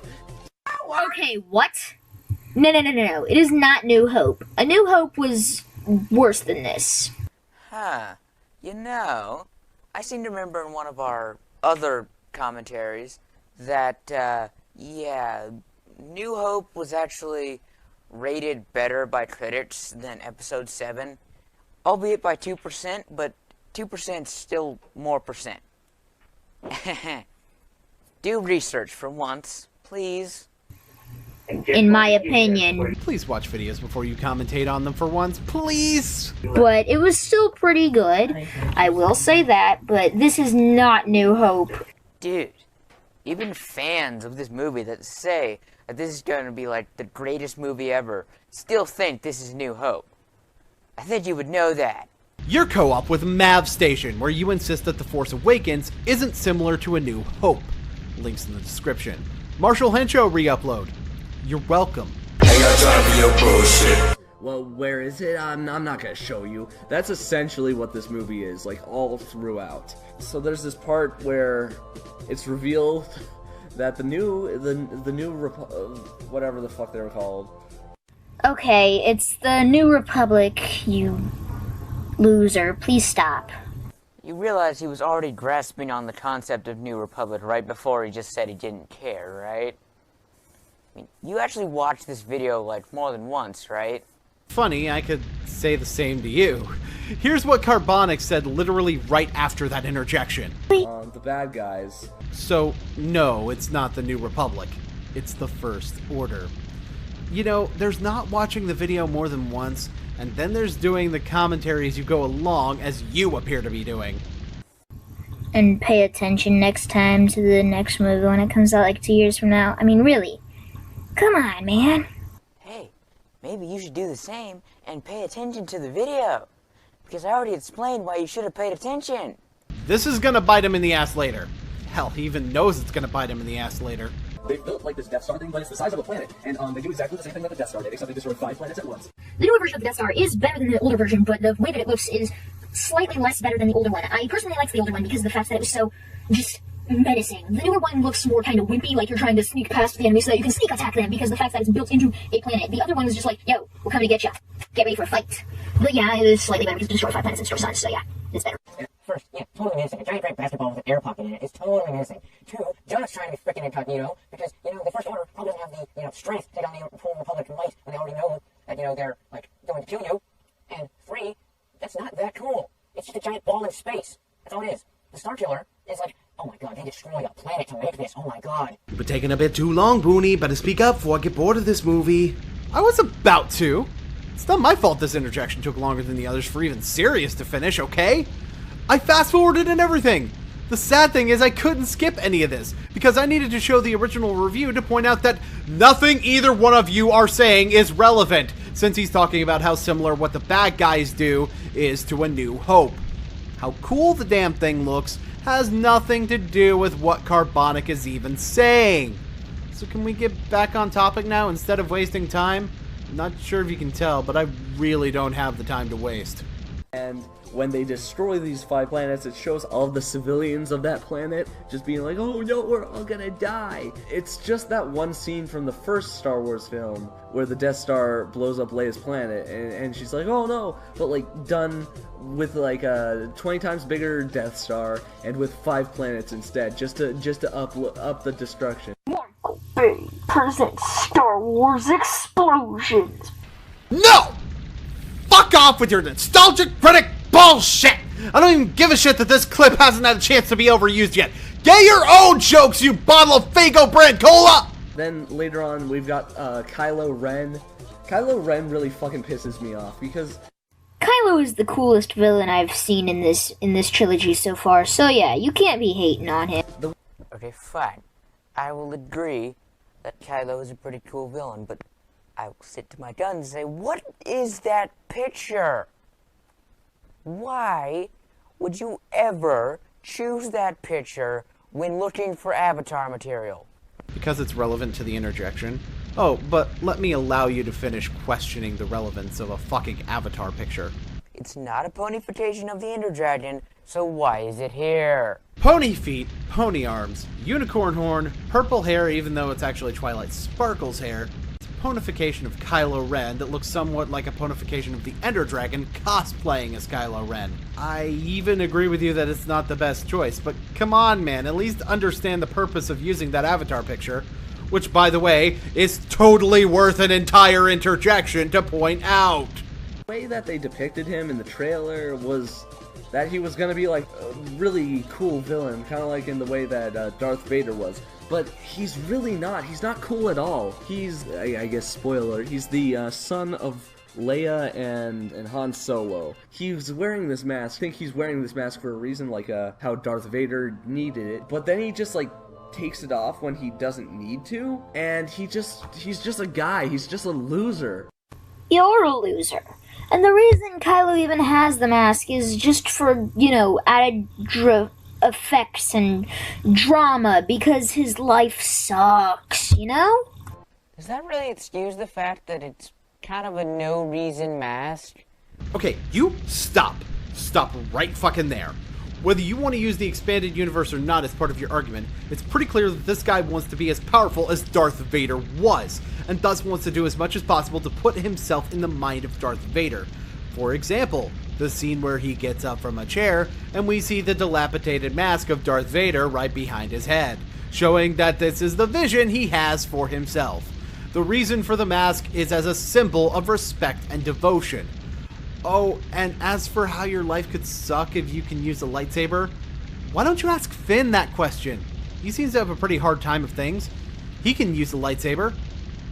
Rey too, for that matter. I got time for your bullshit. First of all, major spoiler alert, Han Solo dies at about halfway through the movie, and Kylo Ren kills him. Actually, I just wanted to let you know, and if you're watching this commentary on your thing, and for all the people out there, Kylo Ren did not kill Han. Han actually pressed the button of Kylo's lightsaber so that Kylo wouldn't have to deal with the stress of him killing his own father. Did you do any research? Did you really? I'm guessing that you thought that little embrace where Han Solo and Kylo Ren are trying to make sure that Han does not get stabbed, because Han is trying to make sure that he doesn't get stabbed by this man who's gone off the deep end. You realize that if Kylo Ren didn't kill Han Solo, it would have been all pointless. All completely pointless. And your example of, we want to spare him the problems? No! Han Solo realizes that he is way far gone to ever come back to the light. And Kylo Ren knows this, he knows this, and just does it. He kills Han Solo with his lightsaber. He kills his own father. It's not about saving him from the emotional turmoil. He doesn't have any emotional turmoil. He doesn't. Wow! I don't even agree with Immortal's interpretation, but I at least recognize it as a potential interpretation, even if it's highly unlikely to be true. First of all, Han actually killing himself doesn't take away from the point of the scene, especially since we wouldn't know this to be the case at this point in the franchise, and in fact may never know for sure unless it becomes a crucial character development point for Kylo Ren, possibly leading towards his redemption in later films. Like Darth Vader had. Second, if Han realizes that Kylo is too far gone to ever come back, why'd he spend the entire scene trying to talk Kylo Ren into leaving the First Order? Your interpretation now makes the whole rest of the scene pointless. Finally, Kylo Ren doesn't have emotional turmoil? Then why does he damn near break down in tears before doing it? You can certainly argue that he could have been faking it, but at least be willing to admit that he may have legitimately been questioning whether or not to kill his father as Snoke wished. I got time for your bullshit. Up to this point, Kylo Ren has been just a loser. He sucks. We get it. You hate Kylo. Stop hating on him already. It's getting annoying, okay? And I know that related to my earlier videos, I'm probably being a total hypocrite, but it really gets annoying when these people are always doing this stuff after the fact and trying to change stuff that they know can't change in the video. Again, probably totally being hypocritical here, but I'm admitting it. I'm hoping that'll, set something straight that I get it. You shouldn't do that. If you really understood it, then you wouldn't have done it in this video. Hey, maybe you should do the same and pay attention to the video, because I already explained why you should have paid attention. Yeah, that sounds like you making a pot shot at the video for having already been corrected by you. Huh. That's weird. I got time for for your bullshit. He looks kind of like a mixture of, like if you smashed Snape and Benedict Cumberbatch together to make this ungodly fusion that is Kylo Ren's stupid fucking foot face. He looks like a foot with facial features and an emo haircut. You have a foot face. And who the heck is Benedict Cumberbatch? I've never heard of him. I've heard of Snape, but who the heck is Benedict Cumberbatch? Please tell us. We don't know him. That was really just said? That was really just said? You, not we, don't know who Benedict Cumberbatch is. Let's see, what has Benedict Cumberbatch been in recently? Oh, I don't know. Maybe being Smaug from The Hobbit. Okay, you have a point, but first, are you really judging a clearly younger kid for not knowing who Benedict Cumberbatch is? But you're right, he's pretty well known as Smaug, which is a voice role and thus not a role where he shows his face. You can think of lots of examples of Benedict Cumberbatch in film and television that people would recognize his appearance in, like Sherlock. But people aren't going to know what he looks like from his performance as Smaug. Another problem I had was with the main character Finn.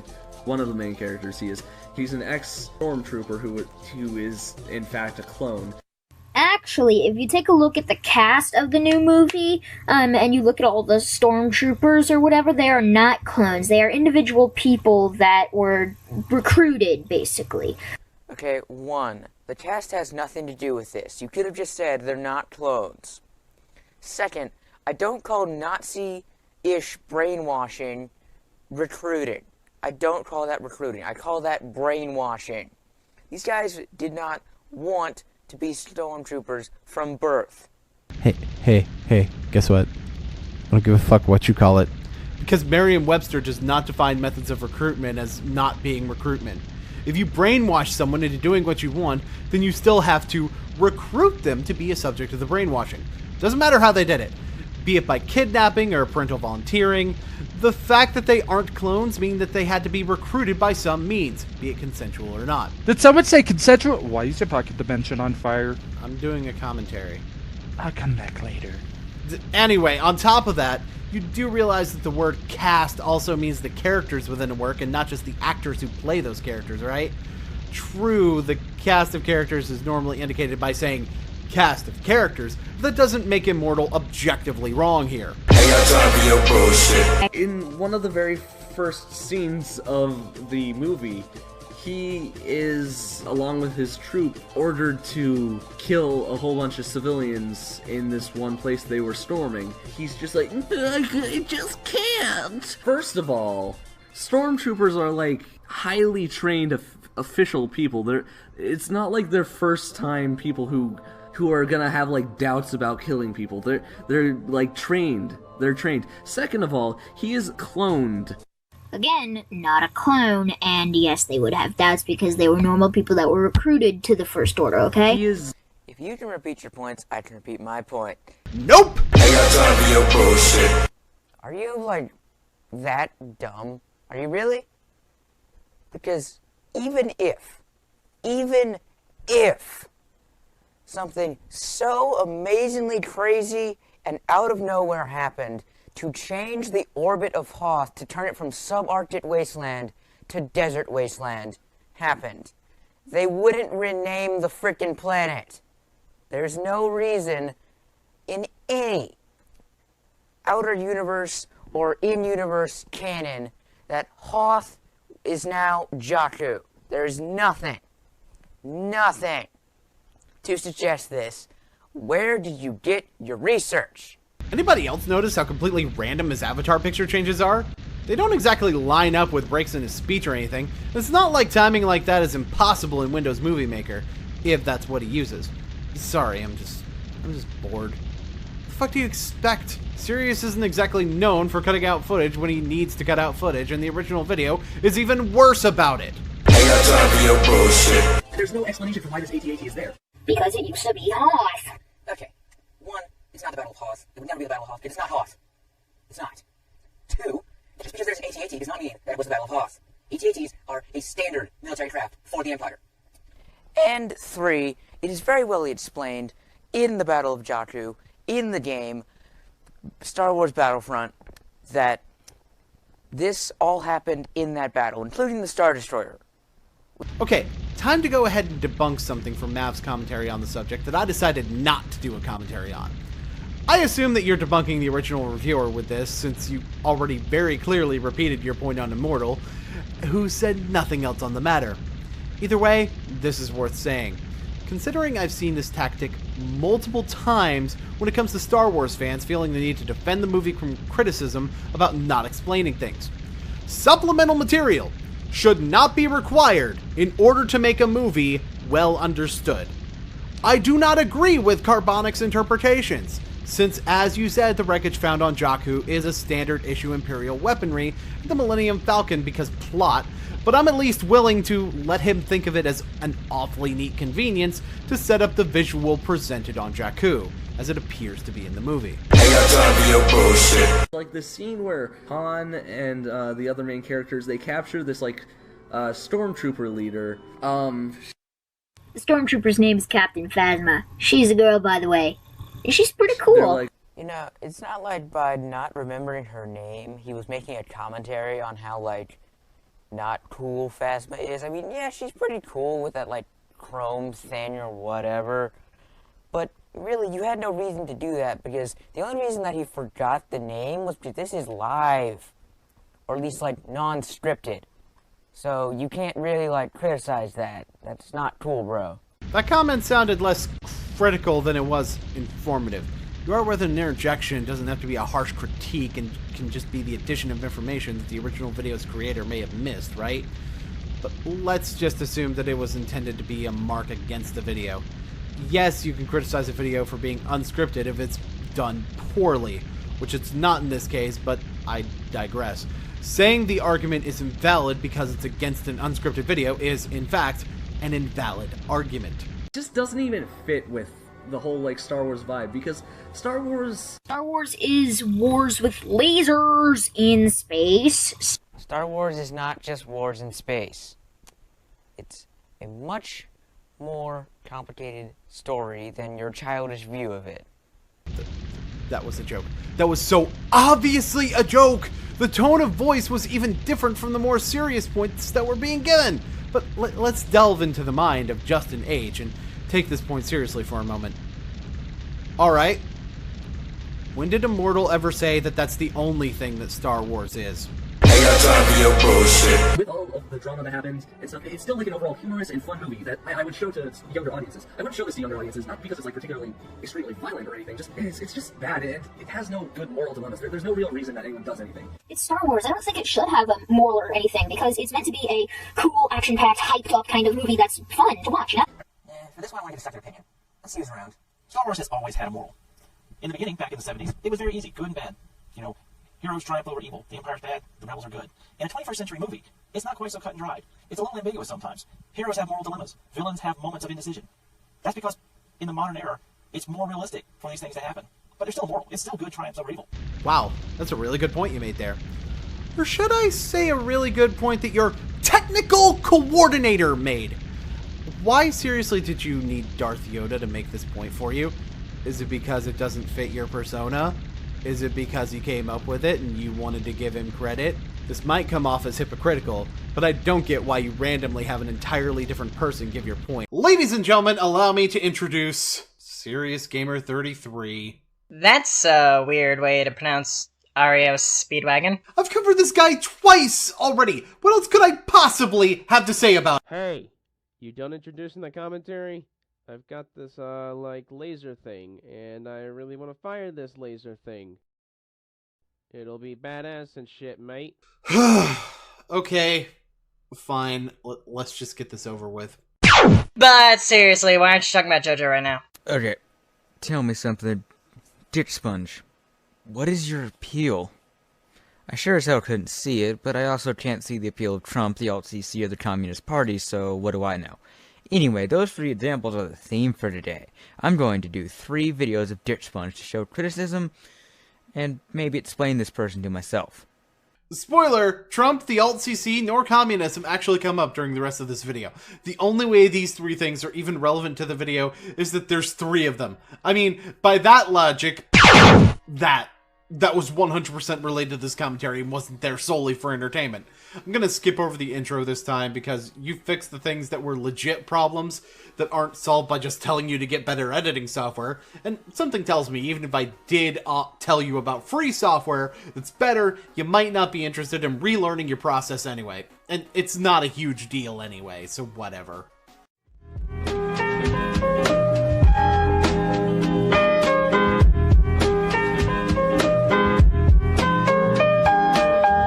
Okay, sure, these are nitpicks, but really, these text walls are all we have for an intro, so it is fair game. Oh, you are one to talk, buddy!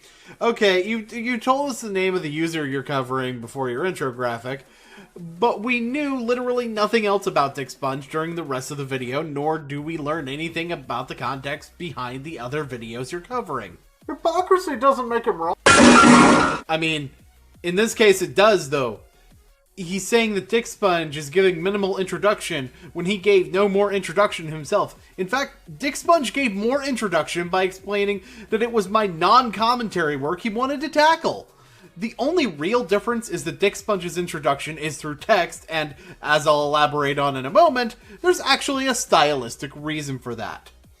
So, allow me to give the introduction that you were unwilling to give. The first video you're covering is Dick Sponge's commentary on one of my music reviews. Specifically, my review of Black Beatles by Ray Shremmerd featuring Gucci Mane. I agreed with the criticism presented, but I will say that there were one or two things I didn't agree with that I'll mention during this video, because I'll likely never cover this video otherwise. So now that at least my audience has the context, even though my audience actually is the least likely to need any explanation of the subject matter, please, continue. You know, this video is probably going to get confusing for anyone who's playing this in the background. If some of his works need practice, why do you sound like a dick who just wants him dead throughout the whole video? You don't change from your normal, constant anger voice to, I don't know, a voice that doesn't sound like you hate his guts? What? First of all, entertainment value.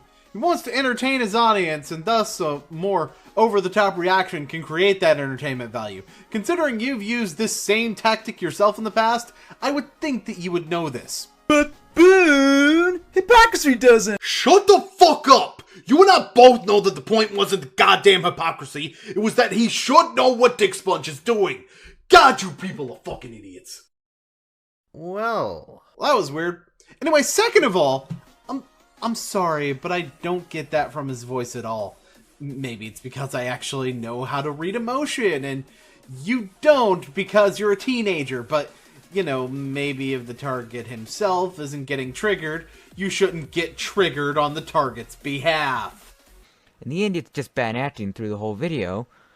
And second, why isn't this actually told to us by you? I don't see why the text over loud AF stock music is needed when we definitely know you have a mic and you can make a video. You're not goddamn Rich Satan. This is just kind of lazy.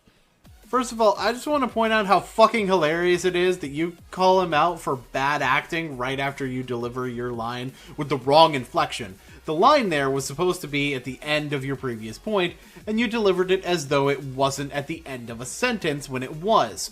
Not a big deal, I just kind of found it funny. Oh, and the text thing? That's a reference to Adult Swim. Adult Swim uses bumpers that same way. No, it's not the most unique thing in the world, but unique doesn't equal good, and it serves the purpose just fine. Especially since if you click on the video, you're going to be looking at it first. So when you see that you need to be visually engaged, you'll watch until the visual engagement ends. It's not like he's putting this up in the middle of his commentary without telling his audience or some shit. Oh, and by the way, it takes more work to type out titles and have them on screen for a specific amount of time than it is to just put audio in place. Just throwing that out there.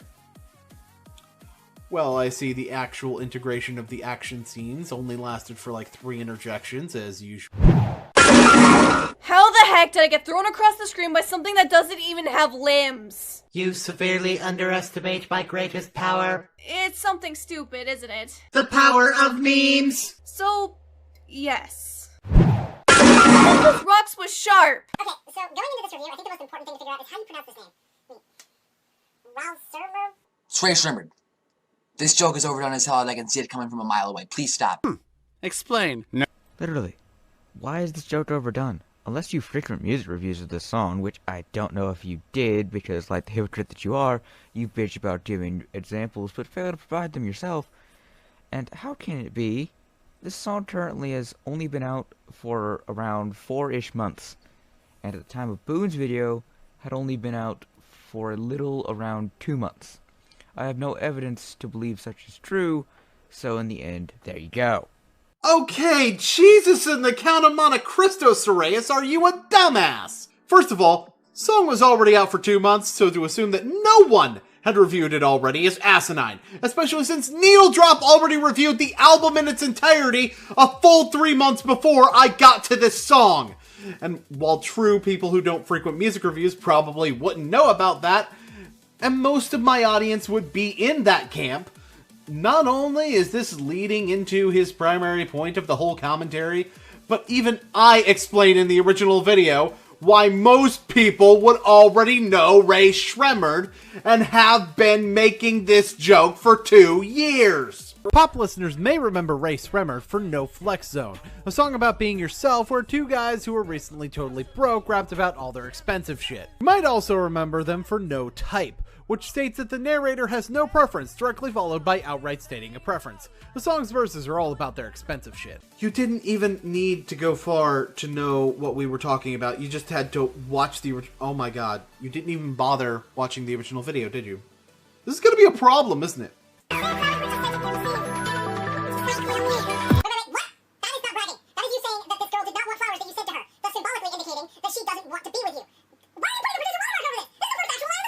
You know the funny meme where the guy says, hey, keep this in mind, it's gonna be important later? Yeah, it's gonna be important later. Hey, you know how that meme is a meme, and you using it is completely dumb as hell? What? He told us he's going to use a meme as a legit point, not my fault. Did someone say memes? There's no meme! You lied to me, penis sponge! But yeah, he was saying it's a meme as a piece of humor, and he's using humor while at the same time pointing out that he's going to bring it up later. Also, about the fact that he's going to bring it up later. Oh, but you know the real annoying thing about this? Even though he's saying it's going to be important later, which is already stupid because that is just a throwaway interjection, in the end, later is like 2 cuts later. Normally, when people think later, they think, like, you know, a big payoff at the end of the video. This is the exact opposite. Good job. First of all, are you seriously getting onto him for playing a clip and then saying it will be relevant later instead of cutting back to it out of nowhere later in the video? Because that's stupid! I mean, it's almost like he knew that the interjection would be pointless if he didn't throw a joke in there, and he, you know, threw a joke. He ho motherfucker. Anyway, on top of that, in the context of this video, that later is actually very fitting. You see, the point where he actually brings up the issue is, no joke, the second to last interjection in the commentary. So, building up towards something near the end? Yeah, I'd say he did that.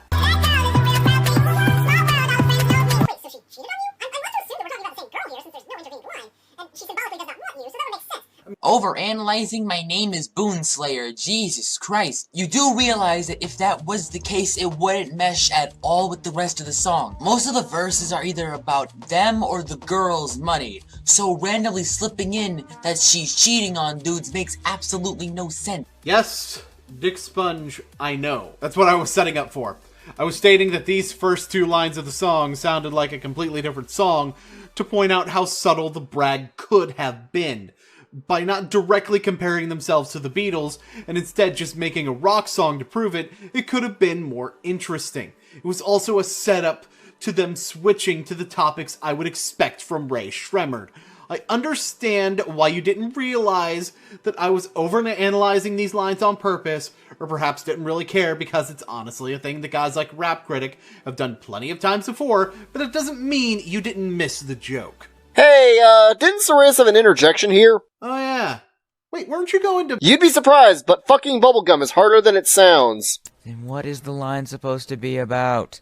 Again, you don't explain anything. It means she's a slut. I mean, if you're too stupid to put together the crowd pleaser would be someone who pleases a crowd, then you're dumb.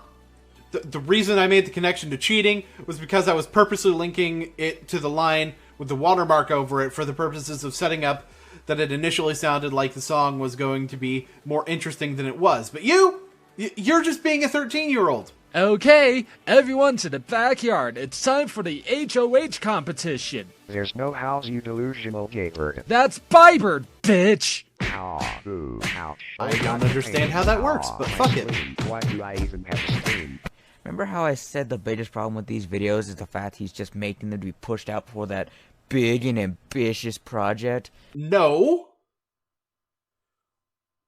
You see, these videos are the definition of rushed. They still have wholly individual flaws, but in the end, they all do stem from being rushed as hell. Well, that was more random than... that, we're gonna go with that. I mean, it really sounds like this was supposed to be in your final thoughts instead of plastered onto this interjection. Especially since you actually would have already brought up the big project by then. Last two interjections in my commentary shouldn't have happened at all. You know, kinda like your whole video. Surely that first line was not simply a throwaway line. We're just gonna be straight up bragging from this point forward. Wow. Okay, first of all, no, that's not a throwaway line. Second of all, no, that's not. That line is supposed to talk about how he's so famous that even all of her friends know him. And that's not me randomly making guesses. That's me making an educated guess based on the rest of the song content. Because admittedly, while the Ray Shrimmer boys aren't exactly Jesus Christ superstar when it comes to their lyrics, they aren't stupid. I'm just gonna point out that you shouldn't make educated guesses when you show later that you use a site to find the meaning of the lyrics. Speaking of which, that site that you go to has an explanation for the line in question, and it's not that he's super rich and is known by all her friends. I know, I checked. Link in description. There's no link in the description. Okay, I know it's annoying when you get onto someone for not citing their sources, but when they say they will do it, and do not do it, it's straight up bad. And yeah, I'll admit that maybe once or twice I've forgotten a link, but normally that's a link to the original video, not one of the sources I explicitly state in the video will be in the description. That being said, let's take a look at that line on Genius, shall we? Doesn't appear to be any explanation on the line he's talking about.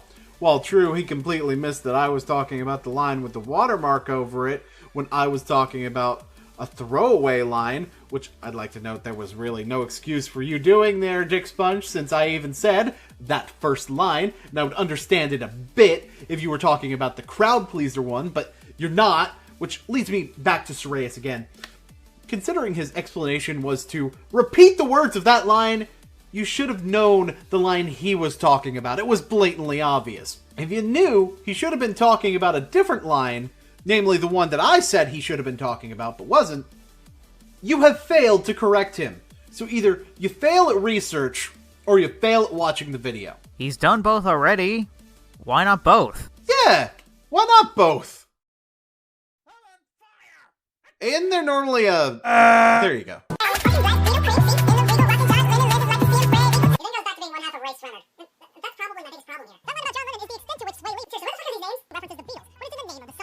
Surely, you can do better than that. Just think for a second. I'll make the bitches come together. We're chilling in my yellow submarine. Tell all the haters, let it be. Give me something to work with here!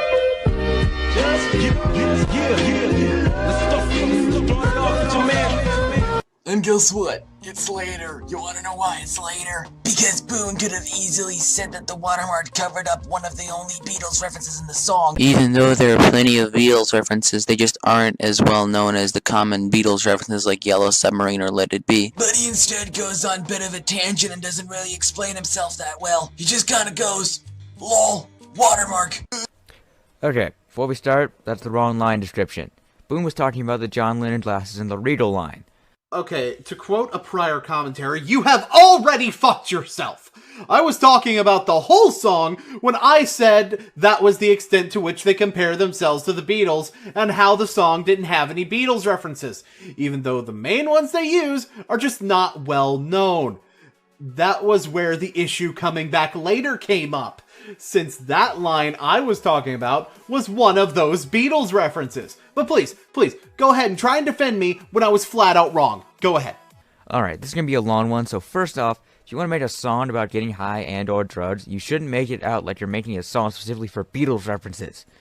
If you want a few Beatles references, put them in and don't call the song Black Beatles. Except the song's not about getting high. The song's about being rich and famous. You know, kind of like those Beatles guys that we're actually talking about. Kind of like those guys. Second off, this song is trying to be mostly about Beatles references, then why the hell are they being so obscure about it?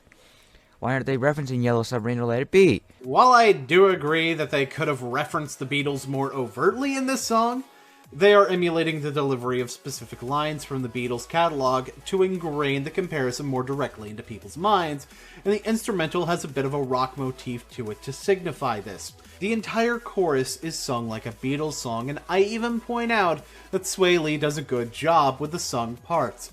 It's not trying to be about Beatles references, it's just trying to be a Beatles song and brag rap at the same time, which I point out would have added subtlety to the brag at the beginning, and I now admit that they actually did hit pretty decently aside from Gucci Mane. So, to answer your question, it's because they didn't feel like they needed to. And really, your interjection contradicts itself by saying both that the song is about drugs more than Beatles references, and then going on to explain Beatles references which aren't about drugs. So what is your stance on this? Hey, going back to the whole it's not about drugs thing, when did he say the song was about drugs? The only one bringing up drugs here is you, buddy. You feeling guilty? Okay, look, I admit it. I'm the one who smuggled the venom toxin from Mexico. I knew it! Are you saying Boon is wrong because he didn't get the real premise of the song? Or are you saying he is wrong for not getting the obscure nuances of a Beatles references in the song? Both. He's saying both.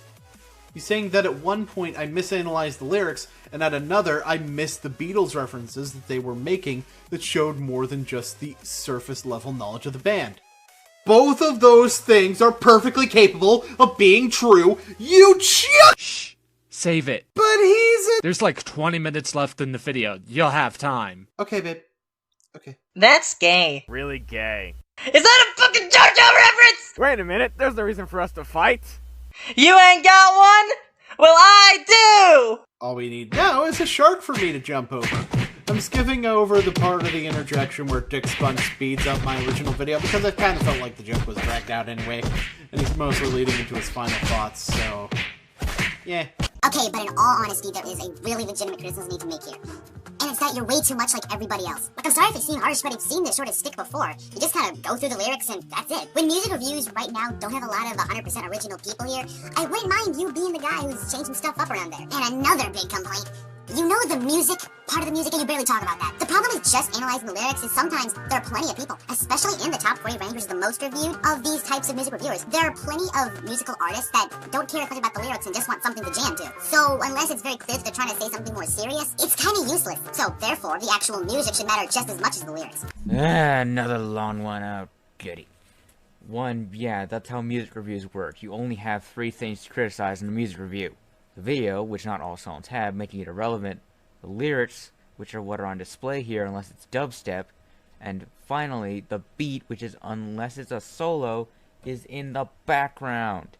In the end, lyrics are the things most people look at for music reviews. It's like criticizing the dialogue in a movie.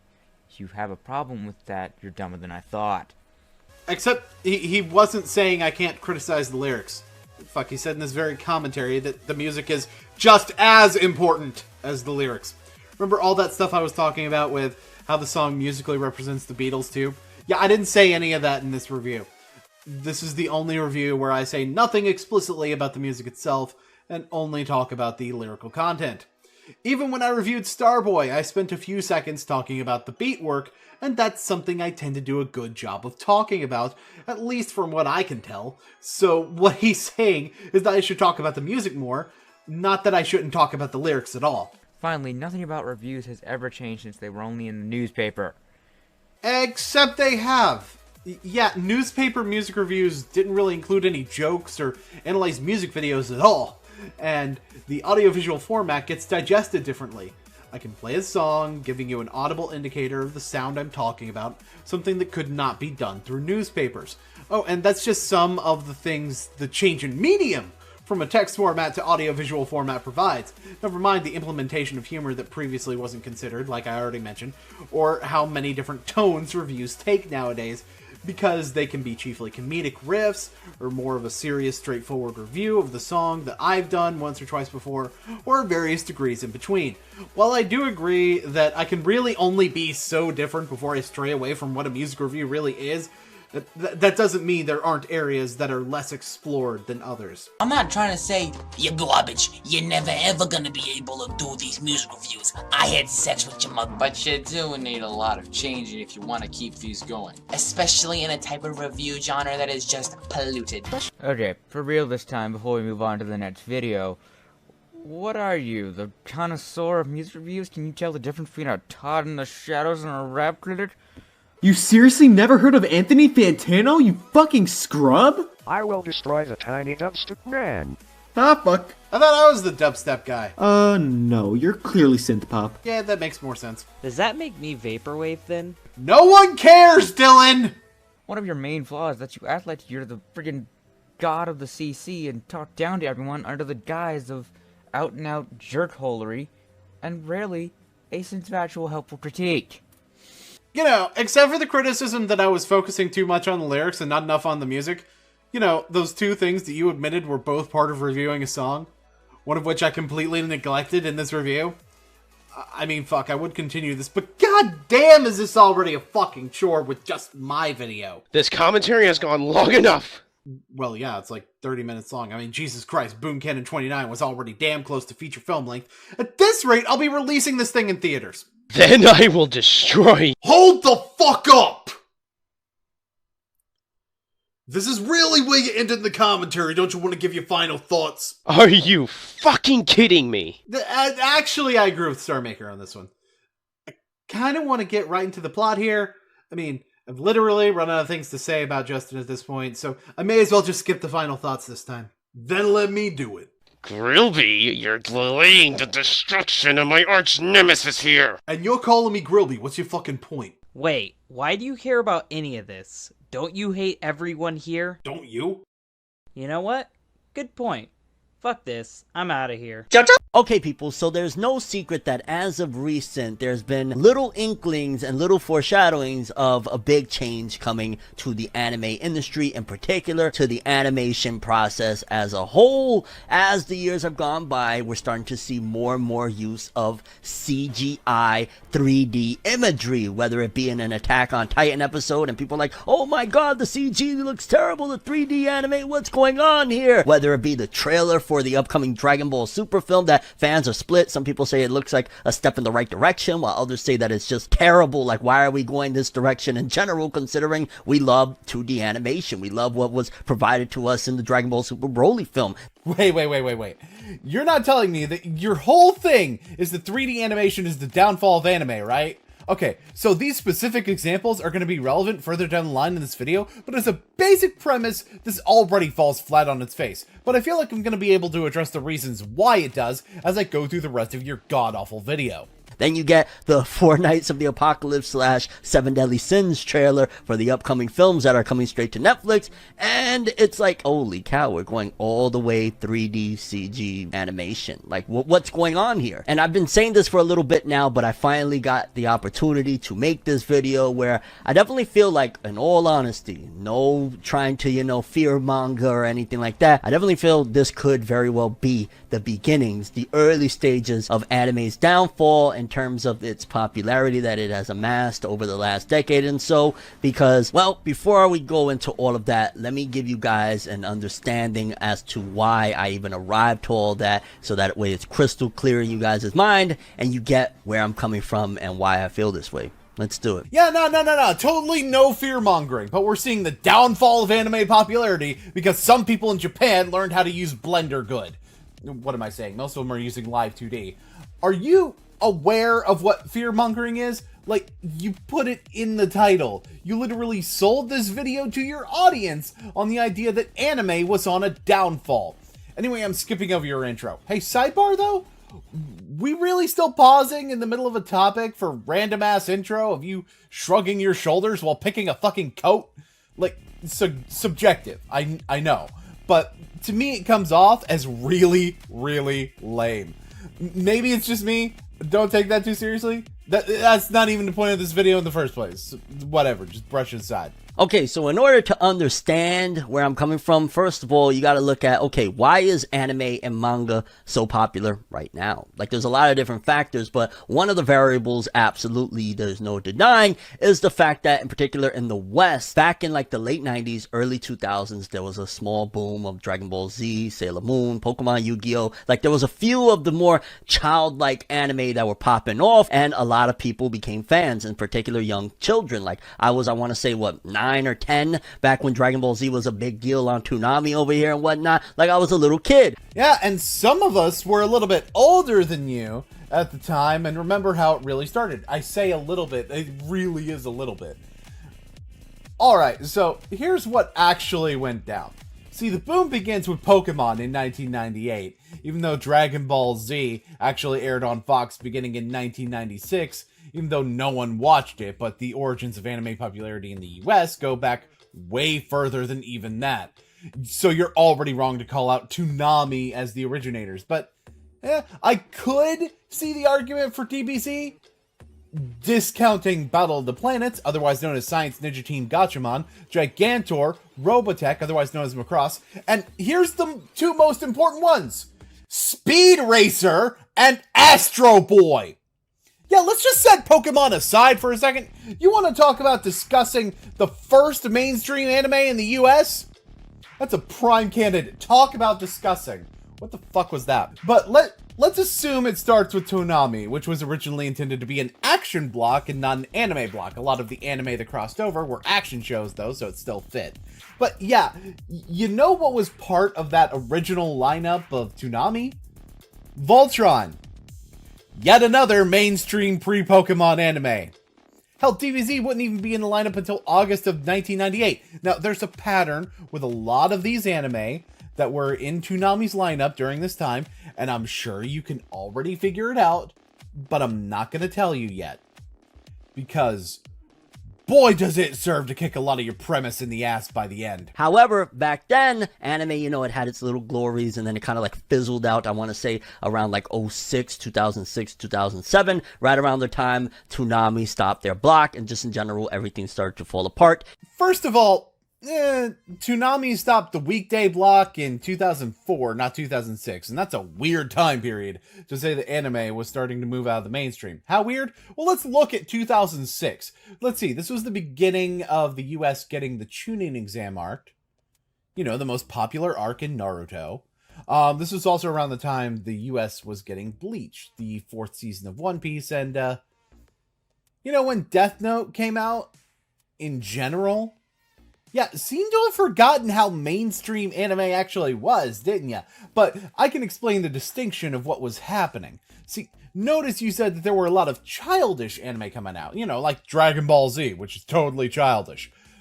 I kind of get what you're saying with Pokemon, but most of these have an older audience in the US, which is why they got moved to a time slot more reflective of that older audience. Especially since fewer of these shows were being edited to remove mature elements, especially after Naruto's English release.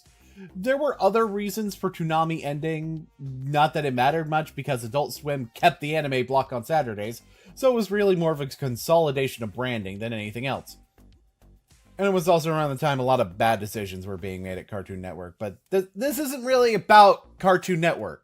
And there was a bit of a time period of uncertainty for the industry as a whole up until about 11 or 12, back when Toonami returned, and there was a boom happening once again. And just look at it. What is something that is in common? Well, obviously the fandom, right? The fandom has to be the ones that jumpstart everything. And what's the change between that time period, you know, the early 2000s, and going into like 2011, let's just say 12? The audience got older and had control of their life life and what they wanted to see and do and support. See, that sounds like it would make sense if people were watching all the same shows they were before, but that's not what was happening, like, pretty much at all. While there were some old shows being run, like Cowboy Bebop, most of the lineup was new. I think One Piece, not One Piece, like one aspect, one show that was included in the 2012 relaunch lineup stands out as a reason for the perceived boom, though, even though it was just that the network we're talking about actually gave more shit about it. Ghost in the Shell, standalone complex, second gig. You know, the sequel to the original Ghost in the Shell series, something that banked on nostalgia while also attempting to provide something new. And just think about that concept for a second. Adult Swim was already airing everything but Bleach and Deadman Wonderland in this time slot. But they just branded it Toonami so that it would be perceived as a nostalgic return, when it was the same shit that they were doing, but with Tom on the screen. Oh, I'll get to Tom later, by the way. But as it stands, your connection to the fan base, being the same people, is loose at best. If they were getting the same people they were before, then it wouldn't be worth it to bring it back as a branded programming block. The goal was to attract lapsed viewers more so than keep what they had, so why bring it back if there weren't lapsed viewers to bring back? Because just think about it, in the year 2000, if I'm 9 years old or so, like, what can I really do to support other than, hey, Mom, can you buy me a Dragon Ball Z VHS tape? There's not much really control that I have. I can't go to a movie whenever I want of an anime or anything like that, because, again, you're a child. However, when you get older, once a few years pass, once you start becoming an older teen or a young adult in your 20s and whatnot, now all of a sudden, you have control. You can go support and buy whatever you want, as long as, you know, you actually have a job and you're making money. You get what I'm saying. Okay, so this is contrary. Let's just use you being 9 years old in 1998 as the base here. Right, so anime in your timeline falls off in 2006 when you were 17 years old. Do you already see the problem here? You're 17 years old, you probably have a... Holy crap, I just realized an actual reason for a decline that you completely fucking missed! Yeah, you even pointed out the if you have a job aspect with this too. A lot of people didn't have jobs from 2008 to 2012. You know, because there was a giant fucking recession. That would explain why Cartoon Network would be scaling back as well. They were making less money in a down economy, so they downsized the more expensive and less profitable aspects of the business. Cartoon Network doesn't really make as much money off of anime as in-house works, since they don't get all of the merchandising money like they would with an in-house production. So they ended it when the Toonami brand wasn't selling merch as much because, you know, the people who did have money were spending it supporting the anime directly rather than supporting the programming block. Since they would only make money on ads, then it's fine to keep the anime, but, you know, the branding, which is more expensive, would go away since people now had to pick and choose whether they were going to support the branding or the work. But let's get back to your broken view of it. At 17, it's likely you already had a job, assuming that the thing that totally existed didn't exist. Right, so you don't have bills, but have income, almost all of which is expendable. Do you already see the flaw with your logic, even if we remove the recession from the equation? So by 2012, you're now 23 years old, quite possibly just out of college, but according to you, you have your life together now. Even though you now have more bills, including student loan debt, and the soul-sucking reality of the world weighing upon you, mood. So, in other words, for some reason, the time period where more of your income is expendable is the time that you don't spend it on the thing that you like. Is that what I'm getting from what you're saying? Or, could it be that people were doing that, and the market share of action shows, especially for the younger end of the demographic, was also being filled by Western animation much better than it previously had been, thus why anime was not the predominant form of this entertainment in the West during this time period. Ben 10 debuted around the same time, too. You know, so, like, eat one, I guess. Like, you can actually support that. So if you go from 2000 to 2012, now you're 12 years old, and now you're in your early 20s. Now you actually have a voice to be able to say, hey, I want to see more of this. I remember this from my childhood. And a big part of the boom that happened in the early 2010s of anime once more was the fact that it was a nostalgia thing of like, man, Dragon Ball was pretty freaking dope, right? Like everybody talking like, oh, I wish they would make more. They probably not, but I wish they did. And then boom, we have Battle of Gods. Basically, Dragon Ball was one of the things that led the charge, I would argue, into anime becoming mainstream as it is right now. It was definitely like, well, if the big dog did it, let's try with this, let's try with that. And little by little, as fans around the world, and in particular again in the West, were rediscovering anime and diving deeper than they ever did before. If it was just a surface level of, you know, maybe you like Dragon Ball, maybe you liked, you know, One Piece when you saw it on Toonami. Now they're watching multiple different titles. Now they're becoming full-blown anime fans in general. They're even going and checking out the manga. So now they're anime and manga fans. Where it all started was you just like the show on Cartoon Network when it had a little Toonami block. Wow, that's a really good way to bite your downsizing argument in the ass. Like, seriously, first of all, I already pointed out that One Piece was on its 4th fucking season in the time frame you talked about in the US. And yet here you are talking about, you know, how nostalgic it is for the 20-somethings in 2012. And the first season debuted in 2004. So the earliest they would be watching it on TV would be like 15? I mean, you can be nostalgic for your freshman year of high school, but based on what you said earlier, that's not the nostalgia you're talking about. So I say all that to say because the topic of discussion is not, hey, how did anime become popular? The topic of discussion is why 3D CG animation is going to bring about potentially the downfall of anime and manga's popularity, in particular anime, because it starts with anime and then it goes down to manga. I like how you realized you were trailing off and saying shit that made no sense, so you just, you know, cut the clip there. Because, yeah, we're about to get to that explanation, but it's worth noting that you realized something. Manga's not mainstream, at least not by your definition. I mean, sure, there is a popularity to it, but as you said yourself, and this is using your own logic, it extends from the popularity of anime. So, while it's technically true to say that manga would be less popular if anime was less popular, 3D animation has nothing to do with what manga is presenting, so you had to catch yourself before you implied that. You know, even though you did do that.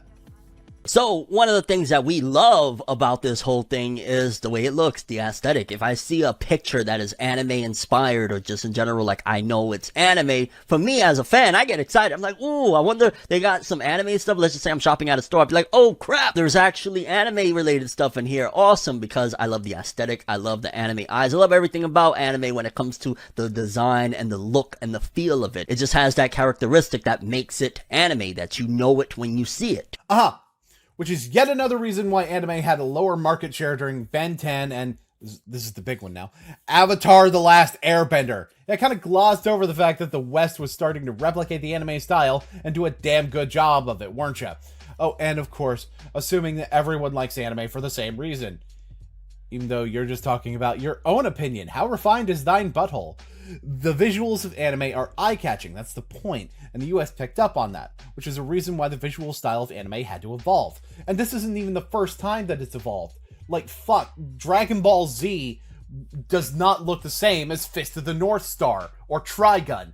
Like, so many anime have changed their visual style. And notice how you were talking about the look in relation to pictures and products? You know, like figures that might be 3D renditions of 2D characters. There's a problem right there with your argument. Or 2D characters that aren't moving and therefore are indistinguishable from 3D animation. Like, seriously, other than the shadows, you take any given frame from Dragon Ball Superheroes trailer and tell me that you notice that it's in 3D. In fact, here, I'll do it for you. Yeah, tell me this motherfucker doesn't look like something Toriyama drew. Just tell me that. Tell me that.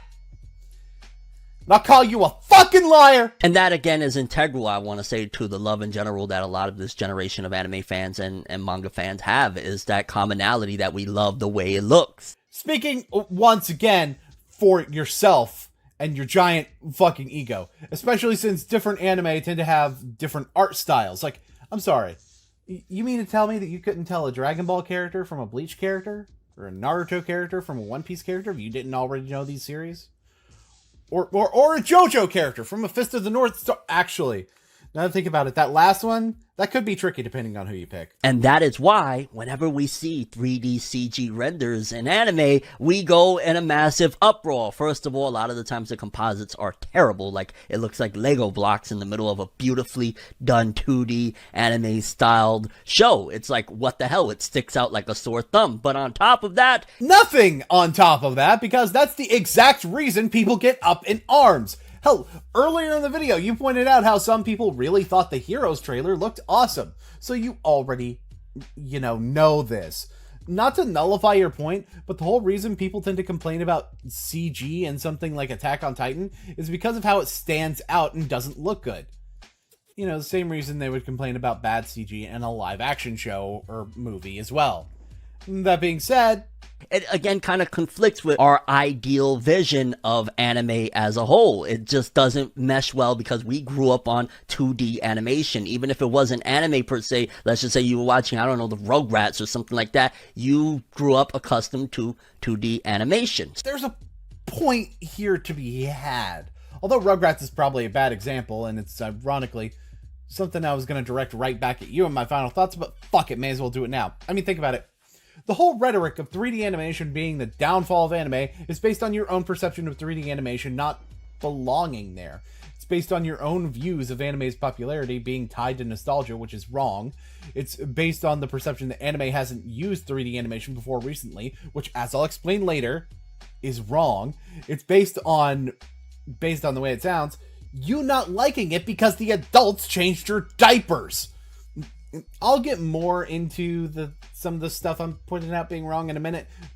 Trust me, but you really do sound like a big baby about the fact that computers are being involved in the animation process, and that'll become even more clear as we go along. So put your mind frame in this aspect. Well, what about if you grew up with 3D animation? What about if you grew up with CGI being the thing that you remember and love from the early 2000s, and that was the thing that kind of hooked you to begin with, and Dragon Ball Z was CGI'd. You probably, when, if let's just say you loved the CGI, the 3D in 2000s, then probably when everything returned in 2011, you would be nostalgic and love 3D CG animation and become a big fan of anime that have or are entirely done in that style. Probably, yeah. I mean, the nostalgia point sounds correct on paper. That's the thing, but it's when we get into the nuts and bolts of your argument, which, by the way, really good job at avoiding going into those, by the way, that we realize why that doesn't hold up. But now let me just go ahead and debunk this too.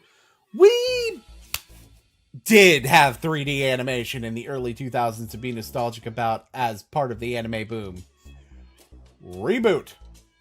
The Canadian 3D animated show that was aired right in the fucking middle of Sailor Moon and Dragon Ball Z. That's a big part of Toonami's transition into all anime, and was so popular that it got a revival in 2015. Which was shit for reasons other than it being a change in style to a combination 3D live action show. Although the fact that it was 3D live action is related. Like, look, this isn't a reboot review, okay? I could talk about that another time. But there was another CGI property that was incredibly important to the anime boom, especially in the way that you describe it. Toonami! All the bumpers heavily use CGI, even going all the way back to, what was the dude's name? The character from Space Ghost. They did like a CGI version of him. The lava dude. To the point where the only difference between it and the Adult Swim anime block is that branding I mentioned. Everything CGI involved. So the older anime fans are nostalgic for CGI forever. So much so the Cartoon Network felt they would be better served by bringing back the CGI.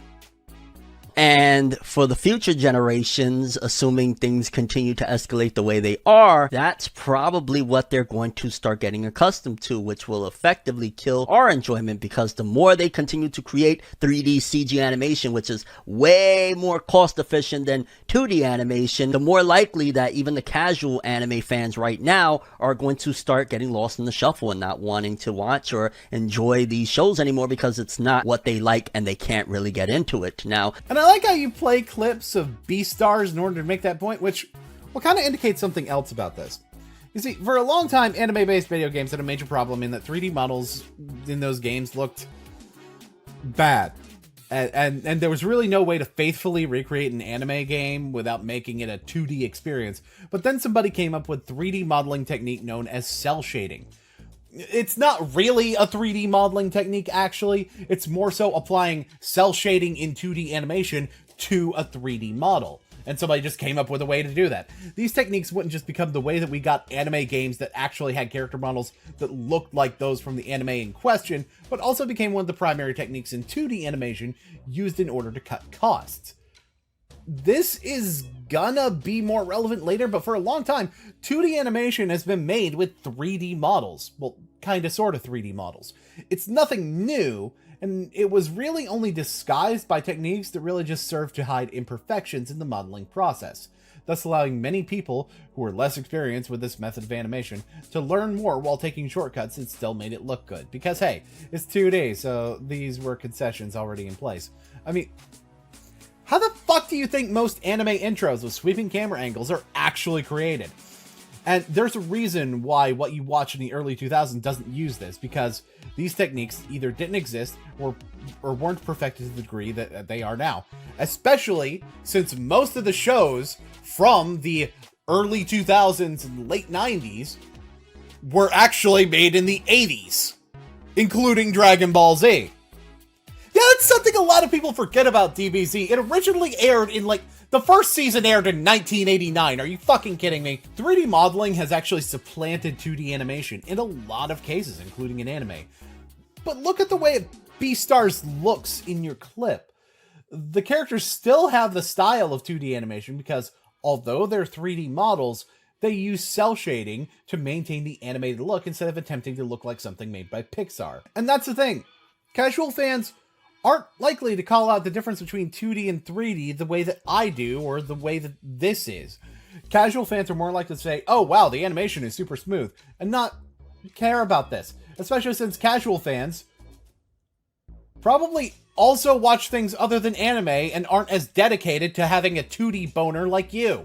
They're blending 2D and 3D styles together for certain stuff, again, like the Dragon Ball Super upcoming superheroes film or whatever. So they're trying that aspect, but in general, just imagine a 10-year-old right now that gets into an anime, considering it's popular and a lot of people just enjoy anime at this point from all ages, especially here in the West now. That's become a thing. Imagine a 10-year-old that is getting into anime for the first time, and he goes on Netflix and he sees the new 7 Deadly Sins film with the, younger cast and all this jazz. And they're like, yo, this is awesome. I love this because it's based on a really dope story. The story of the 7 Deadly Sins and, the 4 Nights of the Apocalypse, and everything that Nakaba Suzuki, author of that series, does has been great. And they actually really fall in love with those films that are 3D CG composites. Now, you just indoctrinated somebody into the idea that 3D CG is the preferred method, because they could go from that, then they see Dragon Ball Super's new film in theaters, and that's 3D CG composite as well. Now, all of a sudden, that's their idea of what animation should be. They start to get riddled with constant projects that are coming out that have 3D CG in them, and they get indoctrinated into the idea of, well, this is my fandom, and they actually genuinely start to love and appreciate it. And then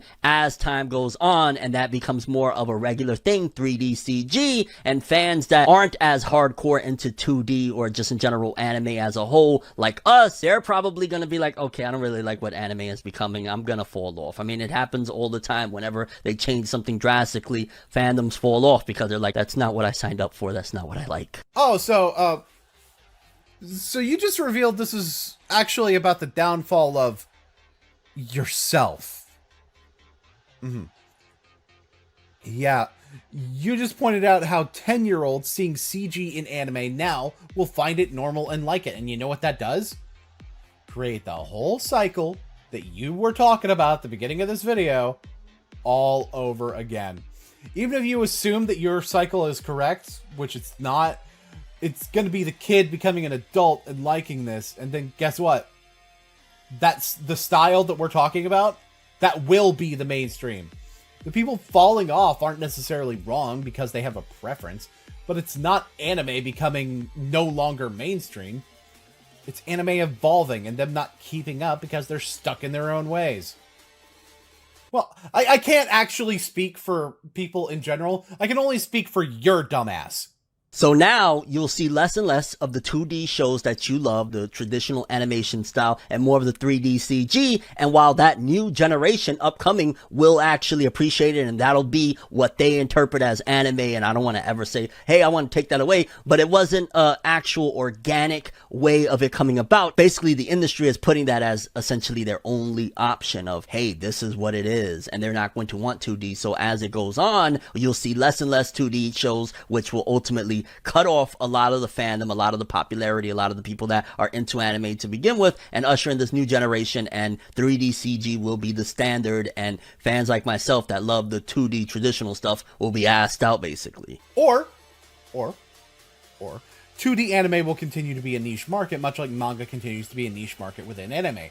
You're also making apocalyptic assumptions. Notice how the 3D shows are still using cell shading? Yeah, it's because they want you to watch it too.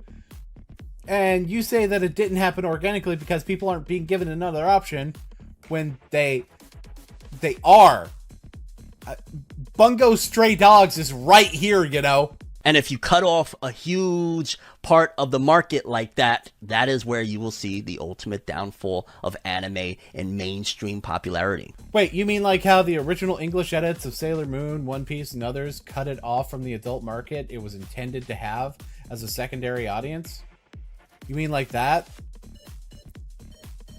Fuck all the way off. Like, all the way.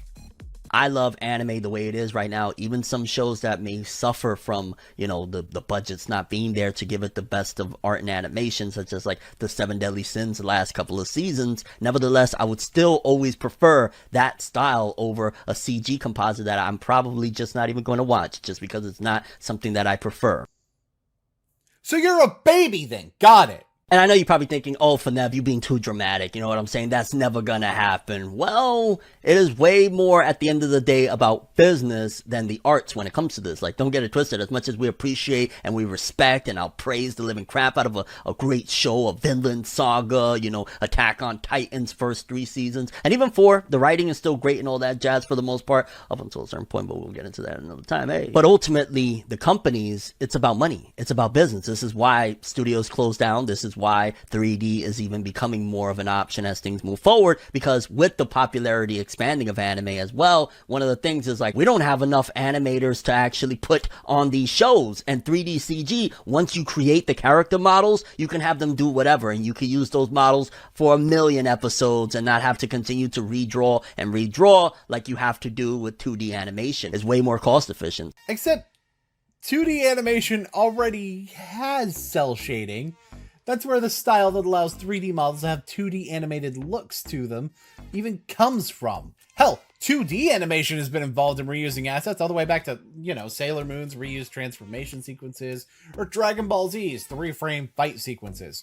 And since the 2010s models designed to look 2D have been put into a program and animated, 3D modeling isn't even new to anime. The only difference now is the fact that it's not being hidden, and the animation process is refined enough to take advantage of the fact that your 2D character is actually a 3D model. So ultimately, yeah, money-wise, it does make more sense. If I was, let's just say, a big animation industry type of guy, don't get me wrong, as much as I love the arts or whatever, if I'm only thinking about business, it's smarter to do away with 2D animation. Less animators, less headaches, less of you hearing like, oh, the anime industry is, you know, shitting on the animators and not paying them. That won't even be a thing like that anymore, because it'll just be people creating character models and drawing backgrounds, which backgrounds don't take nowhere near as, you know, time as it does to draw constant characters moving little by little by little to get quality art and animation. So except that's not how it's done anymore, like at all. Look, for one, this doesn't reduce the number of animators on staff for a series. If anything, some of the people who were originally involved in frame drawing have shifted over to actual animation or moved to storyboarding, and those with less versatile talent sets have been cut. More of your staff are animators because you need less people drawing and more people animating. And yes, it does reduce cost, in part because it reduces the time needed to create an episode, and in part because it reduces the overall workforce of your show. But the thing you were talking about with animators not getting compensated properly, Yeah, that can still be a major fucking problem. Anime hasn't been drawn frame by frame since the 90s for the most part, possibly the 80s, with a few exceptions. Have you noticed how a lot of things after the first season of Naruto are much more crisp and fluid? That's because they use digital methods in order to make movement more consistent. And yeah, you showed the fight scene between Sasuke and Naruto. That is later in Naruto's lifespan, like right before all of the massive amounts of filler, and it uses frame by frame drawing. But there's another note about that.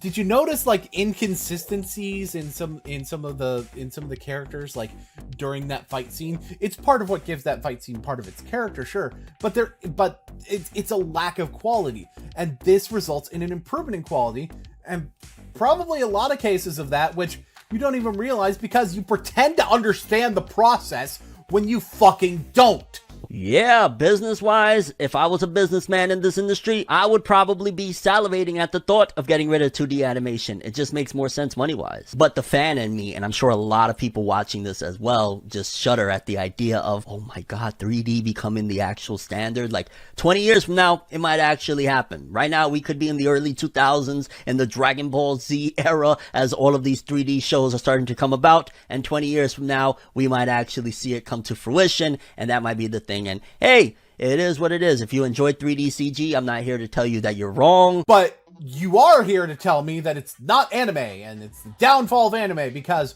the real anime fans like you don't like it. Yeah, that's a big problem with this video. Near the end, you keep saying that you're not judgmental. You don't demand your style be the style. And now there's nothing wrong with liking 3D animation, but the rest of your words that come out of your garbage mouth indicate that you feel the exact opposite way. Anything other than hand drawing every single frame is the death of animation. Anyone who thinks otherwise is a child when you're the one being the child in this situation. And to be frank, I don't really mind that you have a preference. Hell, with the more fluid 3D models, they have a tendency to move heads more when the character is talking. And in some cases, it looks very uncanny, at least to me, especially with B-stars. And I personally don't like that. But I critique that show for it because they could have done it different and it could have been better. And it's not the entire 3D animation medium's fault. And I'm willing to acknowledge that part of my misgivings involve not being used to seeing animation at higher frame rates the way that it is in B-stars. But I'm also willing to give it a chance. And that's kind of part of my advice. Open your mind, big guy. Open up to new possibilities. Nobody's taking away what you already have, but you should give yourself a chance to adjust to change. Because if you don't, well, that's the reason you get left behind. This guy likes Man of Steel. Okay. Jackson DC Comic Zone. Casey Affleck is on Jimmy Kimmel for the movie The Finest Hours with Chris Pine. Ah, yes, this seems like a fine way to start your video. Cut off the beginning of your name and talk about something going on in the background. Yeah. But he's a vlogger and Look, not an excuse. Even if you go without a script, even if you do that, the least you can do is turn the freaking TV off. But yeah, oh man. Man of Steel was an amazing, perfect start to the DCU. All the true fans know it. Shitty Nolan films were the start of nothing. Well, since he decided that anybody who's covering this is going to be biased, may as well state my bias. I'm what this guy might call, I guess this guy would end up calling me that at least, a Nolanite and a Marvel tart. I enjoy the Marvel Cinematic Universe, and I enjoy the Christopher Nolan Batman trilogy. That being said, Man of Steel, well, I'll be honest, it wasn't terrible. I wouldn't call it a great film, but I'd be hard-pressed to call it a monstrosity. I can also see some problems somebody might have with the Nolan trilogy. I mean, I actually have a real-life friend who doesn't really like the Nolan movies because they're too dark for his tastes, and you know what? That's fine. And I'm sure this guy is going to provide some insight into what he's thinking. I'm getting proven wrong as soon as I finish this sentence, aren't I? They did nothing and they resulted in nothing. They resulted in making money for basically no reason because they're never going to continue and no one's going to give a fuck. Only the Nolanites. You're stupid as fuck, the Nolanites. Yes, the Nolan shitty films are not amazing. Man of Steel was amazing. the Dark Shit trilogy was amazingly piece of shit. It was amazingly, shockingly 3 pieces of shit. Yes. Yeah, how dare they? How fucking dare a film series conclude that wasn't meant to continue beyond the 3rd movie? How fucking dare a film series be considered standalone when it's based on a comic book? Especially when it was created before the mere concept of a cinematic universe existed in people's minds. It makes me want to do things! Like I said, the Marvel tards are butthurt because, like I said, Man of Steel outgrossed every single Phase 1 MCU movie. It even made more than shitty Ant-Man. Of course, you would expect Man of Steel to make more than shitty Ant-Man, but it made more than Captain America 1, Thor 1, Thor 2, Incredible Hulk. Oh, man. Okay, so I could easily just dispute your argument by saying that sales is not an indication of quality of a film. Therefore, your argument is invalid from the get-go. But no, you know what? No, let's use his sales argument. You're right. Man of Steel did make more money than Ant-Man and most of the Phase 1 films. Never mind that half of the movies you mentioned aren't in Phase 1, but I digress. Hell, I even see your point about a movie you failed to mention. The actual beginning of the Marvel Cinematic Universe that would serve as a much better comparison than the ones you were giving. Oh, wait, except Iron Man did better within the US and Canada, indicating that Man of Steel probably sold more tickets based strictly on the fact that it's Superman, and the difference in worldwide sales is reflected in the difference in budget. Also, the actual Avengers movie did better than Man of Steel. Yes, I know it's the actual group crossover, but it's still an actual Phase 1 movie. Oh, and since you decided to talk about Phase 2 a little bit, the only films from Phase 2 that didn't gross better than Man of Steel were Thor: The Dark World and Ant-Man. Yes, my same point about Iron Man outdoing Man of Steel domestically could be made against the Winter Soldier, but again, if so, why is he the one who later in this video cites worldwide sales numbers? Yes, thank you, Zack Snyder, again for Man of Steel. Great start to the DC universe that leads to Batman vs Superman, and that also leads to Suicide Squad and Justice League. Sorry to cut you off, but this kind of goes into a point you make later a bit, so I just want to go ahead and put a little bookmark right in there. Right there. Yep. And for you stupid fucking pathetic trolls that actually Man of Steel really didn't divide anything. Man of Steel, what it did is it separated the real fans from the stupid shit critics that didn't know Jack, and from the fake fans. Man of Steel actually exposed a bunch of fake ass fucking fans, Marvel tards, Nolanites. So what you're saying is that people don't like it because they don't like it. Well, can't argue with that logic. It's perfectly flawless, and I see no problems with it whatsoever. And it showed that the real fans still made Man of Steel success, because Man of Steel ridiculously succeeded. $668 million worldwide, actually even more with DVD sales and with the pre-gross before that. Really? Well, I'd love to see these figures that show how much it sold in DVD and Blu-ray sales, never mind the fact that pre-ordered tickets are actually included in the box office numbers. Oh, wait, that's right, I can. Let's see, 106 million on DVD and Blu-ray. Yeah, I'd call that a success. What are the DVD and Blu-ray sales figures for Iron Man again? $196 million?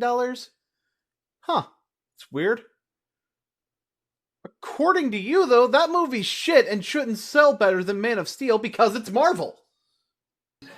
And Nolan's piece of shit trilogy led to nothing.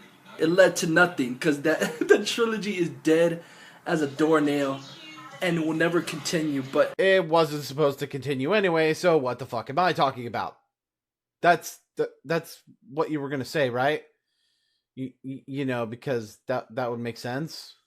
No, gonna keep Gonna keep spewing rhetoric at me then? Alright. Don't mind me. Ben Affleck's Batman is the true comic book Batman, is going to keep on continuing and is an interconnected universe with Suicide Squad, Justice League, and so forth and so on. Yes, like I said, in Suicide Squad, Amanda Waller mentioned Superman, and everyone knows of each character. So yes, Nolan's piece of shit led to nothing and was pretty pointless. It was a pointless fucking stupid trilogy that has no effect on anything and is going to be thrown in the trash by the wayside. Like I said, at least Burton and Schumacher trilogy actually acknowledge Superman, actually acknowledge Metropolis and Batman Forever, Batman and Robin. Nolan's shit was trash and led to nothing. Go fuck yourself, Nolan Knights. First of all, do you know what a trilogy is? Because 4 movies is not a trilogy. Never mind the fact that the Burton movies are barely connected to the Schumacher movies. Second, let's take a look at your precious Burton-Schumacher quadrilogy, which I also happen to like, save for the last one. Shall we? In terms of referencing Metropolis and Superman and offhand jokes, yeah, that's totally indicative of an interconnected world, and at least one of these references could apply even if Superman were a fictional character. Hell, I don't even know if there was more than one. The only one I remember was the one joke from Batman and Robin where he says, "This is why Superman works alone." I'm not even going to bother looking up whether there's more because I guarantee you they were incidental as best. Do you know why? Do you know why I already know that? Because of the fact that that's how DC writing works in the comics too. They don't directly connect a whole lot. Oh, and on top of that, if we're gauging movies based on references to other works in their universe, then alright, let's find all the Batman references in Man of Steel. There's a Wayne Tech building. That's about it. Oh, and let's talk about the story. Let's see. In Batman vs. Superman, it's supposedly already established that Superman could be a threat to the planet Earth. That vibe doesn't come off in the movie Man of Steel at all. The movie ends with, like, Superman being big hero guy. It doesn't end with any uncertainty as to whether he's good or bad or what. Which it probably should have if it's going to be an interconnected story. And you know what? I'd actually be willing to give you a pass on that, if not for the fact that the very next movie is the one where Superman is supposed to be, you know, potentially looked at as a villain by the citizens of Earth. And that vibe has not already been established. You know, you actually have to connect the story in order to connect the story. And, you know, at least Nolan's trilogy didn't claim to be connected to something else when, in reality, there wasn't any connection to begin with. Oh, and here's the one thing that I can say that blows every single argument you have, every single one, out of the water. Psst. Nolan wrote the story to Man of Steel and produced it. Ladies and gentlemen, allow me to introduce Flames of Insanity. He's a relatively new commentator who is not very good. You're going to see pretty quickly what the problem is, but let me just talk about the video that I'm actually covering. In summation, Flames of Insanity targeted your boyfriend, and therefore it is your obligation to defend his honor, and in turn earn sweet rescue sex. Right, sure, close enough. Let's get started. Hello there everyone, it's the Flames of Insanity here, and today we're going to be making a commentary on 8363 MTR, who I will be referring to throughout the rest of this video as just MTR, because that name is a pain in the behind to pronounce. You know, because numbers are super hard to pronounce, right? This isn't really a major issue with the video, but this is seriously the only time I have ever heard anyone say 8363 MTR is hard to pronounce. I've heard a bunch of different ways to say it as well, from 8363 to 8363 to 8363 to sugar butt. Oh, okay, that last one may just be me, but that's beside the point. Error! Flame seems to have some sort of speech impediment, therefore something difficult to pronounce for him may or may not be difficult to pronounce for you. Tashika ni, watashi wa choro sorero yomokoto ni yote suku nakamoto nana no kunata gengo no tango o ryocho ni hatsuon surokoto ga dekimasu. So, comparing what I can pronounce to what he can pronounce isn't exactly fair. So, can you provide me an example of literally anyone other than Flames who has expressed this problem? Difficulty is subjective. Yes, and a good measure of that subjective difficulty is if literally anyone else has had this problem. It's like if he said he was shortening BoonSlayer to just Boon because it was difficult to pronounce. He'd be in the vast minority at best, and exaggerating the issue at worst. Can I move on now? I hate you. Yeah, I'm pretty sure that's been established. So then without further ado, let's not waste any more time. Let's get right in. Oh! Hey guys, you know what would be fun is if I cut off the end of what I'm saying. That'd be super great. Can you, not hear how awful that sounds? Seriously, you really think this is anywhere close to acceptable? I'm not familiar with Cyberlink Power Director. Wonder how I knew that was what you were using. But no matter what its feature set is, there's no excuse for this. You can cut your audio at the right place in Audacity, FL Studio, LMMS, and pretty much any other audio editing workflow. And from there, aligning your clips properly becomes easy cakes even in Windows fucking Movie Maker. This is a rather large nitpick. I'm sorry, is there some rule against talking about presentation and presenting a solution for how to fix it? It does not address his argument. Alright, then let's hear what his actual argument is then, if we're really gonna go there. Alrighty then, I need to find some commentary material. Though not just any other kind of material, but material that is not another commentary. It'd be actually great if I break away from doing commentaries and other commentaries and have this one as a solo commentary. What's this? Commentary material? Well, okay, fine, but I need to see the video first. I don't get as to what you're complaining about, actually. I mean, there are some shows that don't really follow the routine of making it story-driven, and they don't necessarily have to be story-driven shows to begin with and can be just fine. Why am I here watching the video? Oh god, please don't tell me that this is actually another commentary on another commentary. In fact, who made this? Alright then, that clip legitimately confused me because the clip blended in so well to the rest of the video, and plus you didn't exactly differentiate your voice since then, so then it kind of just sounded like you were recapping a point from beforehand. Why the fuck would he be recapping a previous point after saying, I need to see the video first? And before anyone— Error! MTR cut himself off! You give MTR a pass, but not Flames of Insanity. Is it because he is your boyfriend? Right. My stupid little narrative device for this episode. Forgot about that. You're a stupid little narrative device! Noted. MTR was doing that for the intent of having something that surprises him cut him off, and I will say, yeah, this wasn't properly executed either, since the point of that joke is normally that what you're about to say disproves the thing that you're cutting off, or, by the way, Sugar Butt's doing it here, to show how god-awful the video it is, and at the very least, subjectively speaking, it doesn't come across that way. So, yes, I am capable of calling out my boyfriend on something if he didn't do it correctly. But let me get back to the actual point of this interjection. Flames, your confusion is your own fault, because the context of what was going on does not indicate him recapping a previous point. It indicates that he's playing something from the target video to set up how good of a commentary material it is. Now, of course, I could see this confusion in the comments or something if all you were doing is listening to the video in the background.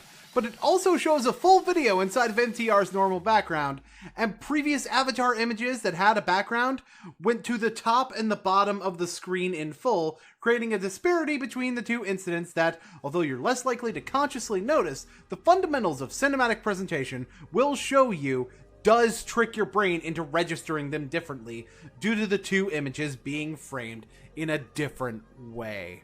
And you just kind of changed your avatar on a dime. Which I know that you didn't do now, because you specifically referenced the fact— immediately after! And immediately before he said he needed to watch the video. Again, Flames, why the fuck does my boyfriend confuse you so much? And by the way, if you're gonna cut yourself off early, don't have a tone of voice that indicates that you're gonna continue speaking. Because if you want to talk about throwing the audience off course, then that's definitely gonna do it, brah. Just don't care about storytelling anymore these days. I don't get as to what you're complaining about, actually. I mean, there are some shows that don't really follow the routine of making it story-driven, and they don't necessarily have to be a story-driven show to begin with and can be just fine. I mean, look up shows such as Ed, Edd and Eddy, as well as Courage the Cowardly Dog. Or even the earlier seasons of SpongeBob SquarePants, for example. Objection! ignoring Courage the Cowardly Dog as it is a horror cartoon. Alright then, so keep that counter in mind, because it's kind of confusing. I'm trying to find out where exactly it's pinpointed, because it doesn't tell the point of the counter until near the very end of the video. Oh look, the first time he does the counter, he shows an image from Zero Punctuation in the corner that shows that Alexander Kayford is blatantly ripping off the visual style of Ben Yahtzee Croshaw. But someone simply listening to the video will only hear a ding. And either they'll look up and see the visual indicators of the point, or they'll react like Flames of Insanity did, and rather than just asking for the commentator to hold their hand and walk them through how to wipe their ass, they'll rewind the video and see these indicators and be like, oh, okay, that was what it was. It is still an improvement to the presentation of the video. Well, as we'll see throughout this video, there's also an escalation to this gag that Flames probably should have picked up on as well, but trust me, I'll cross that bridge. 12, also known as Nick Turtles, is the biggest disappointment since my chain-smoking great-grandma. Powerpuff Girls 2016 is the biggest disappointment since my son. Alright, then so firstly, I'm going to have to explain what that counter is for, since that you had to do it at the end of the video. That counter is for all of the jokes that he stole from other YouTubers, like for instance, The Escapist, and now Rebel Taxi. And this is the point where anyone with half a brain wouldn't even be confused by the counter, even though he didn't explain it verbatim at the beginning. Because he literally played the thing Kayford said, then played the joke he was ripping off, then added to the counter. But he still didn't explain it. Yeah, but he shouldn't have to, because... Dude, why wouldn't you explain that at the beginning of the video, since that seemed to be a crucial part of the video? Unlike what Captain Insano here seems to think, it's not a crucial part of the video. It's just a part of what's wrong with the video, and a minor part that's more worth bringing up in the final thoughts, since it pollutes the entirety of the video. If you paid attention to the way he introduced the material, you would know that the primary point of this video is that it's a review made in response to a commentary. Alex made a video reviewing the TMNT reboot, and along the way, he responded towards some of the things that I've said within the co-op. Nothing that Mr. Awesome and Mario said, but what I've said. So... here we are. I'm doing a somewhat of a response to him while critiquing his review of the 2012 TMNT reboot. That clip clearly states that MTR is critiquing. The counter is used for a critique. Your point is invalid. Well, no shit, the misrepresentation of MTR's points is also a critique. But guess which one got called out by name in the intro? Yeah, the stealing other people's jokes thing? Not actually as big of a part of the video as Flames is making it out to be. Or better yet, when it sounded appealing. So, AI, Eileen, whatever your fucking name is, can you defend this one? I do not know what you mean. This is perfectly valid. So, are you just gonna ignore how you earlier admitted that he did, in fact, explain what he was pointing out through visuals? I will destroy! Yeah, whatever. Oh, well, it just kind of seemed odd and disjointing the entire thing. Oh, you want to talk about disjointed? Alright, fine, let's talk about disjointed. Something disjointed lacks cohesion or connection, and yet here you are telling us the exact point when he explains the counter, while ignoring all the context around every instance of the counter even showing up. At this point, I feel like I've got enough to probably end this shit right here, but if you're gonna go after my boyfriend like this, then you know what, tough guy? I can go another 20. Don't you only say that when you make an hour-long video? Are you kidding? I'm not taking an hour to cover a 6-minute video? I have to draw the overkill line somewhere, okay? Be surprised if part of the reason why he hated the reboot version is because it's under Nickelodeon, and Nick is part of Viacom. Like, I understand that you don't like Viacom, but come on, there's honestly gotta be other shows that are actually good within Nickelodeon. Like, take Loud House, for example. That's honestly been getting some positive reception. Hell, people told me that the newest season of SpongeBob SquarePants is actually getting good again, and Harvey Beaks has also been getting some positive reception. Just for now. Alright, so some of those examples you brought up were actually made after TMNT, like... Fuck you! No, seriously, fuck you. Nowhere in any of Kayford's statement did he give any sort of time frame for Viacom being bad. He just said, Viacom is my arch nemesis. And on top of that, you are aware that Turtles is still going, right? I mean, sure, Loud House and Harvey Beaks started after Turtles started, but they are both on the same network at the same time. And on top of that, Nick Turtles is yet another example of a show that gets good reception in and of itself. And you know what other proof of Alex's bias towards Viacom MTR presents? The rest of the fucking commentary, you chuckle fuck. I'm skipping the rest of your point because it's dog shit. Alright! But this sadly has its drawbacks, which hurts many an aspect of the show, one of which being Irma Langenstein. Loosely based on her Fred Wolf series counterpart, she's dorky like Donnie, but more deadpan and down to earth. She isn't afraid to admit her feelings and give input on a situation. She just says what she feels with no regrets in her mind. She appeared in an episode or two before we got a glimpse of her true potential in A Chinatown Ghost Story. We know you're home, Skips. Pick up the phone, Skips. Quick question. Why did you immediately follow it up with another skip card? And yes, he did use a skip card before that one. Which seems kind of pointless, honestly. Why couldn't you just point out that small clip instead of, pointing in two skip cards, one after the other? Because the thing that he played is relevant, but the thing he's skipping isn't. But of course, he probably should have told you why he was skipping, which he didn't do in any way whatsoever. I'll get more into your issue being complete and utter bullshit in my final thoughts, but real talk, this is so entirely subjective that I'm pretty sure the object of your sentence is crying in the corner due to domestic abuse. What the fuck? That was kind of disturbing. The actual fuck you part with the logo showing up thingy right here. That part right here. Yeah, I meant another one for the counter. Almost 10 years without a new game. I've been waiting for you to come home, baby. Guess we'll have to make our own. Don't get me wrong. Whoa, amigo. Quick question. This is gonna be real quick. What was the point of that? Thinking you could have just pointed out, the first time that showed up.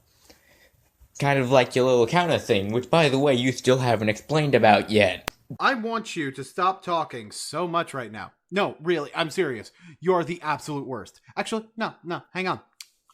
Let me break down exactly what's wrong with the diarrhea spewing out of your mouth. Hit rebirth! Whoa, amigo. Quick question. This is gonna be real quick. What was the point of that? Yeah, what was the point of pointing out a thing that was wrong with the video? Oh, not much. What the fuck is the point of your commentary then? Thinking you could have just pointed out, the first time that showed up. First time wasn't the same font, so it could be argued that's purely coincidental in that situation. He was already making another point there and wanted to give this its own point, saving a bigger example of something to put on the counter for later, building up the counter thing throughout the video for the purposes of narrative, all kinds of reasons that he could have chosen to ignore it the first time.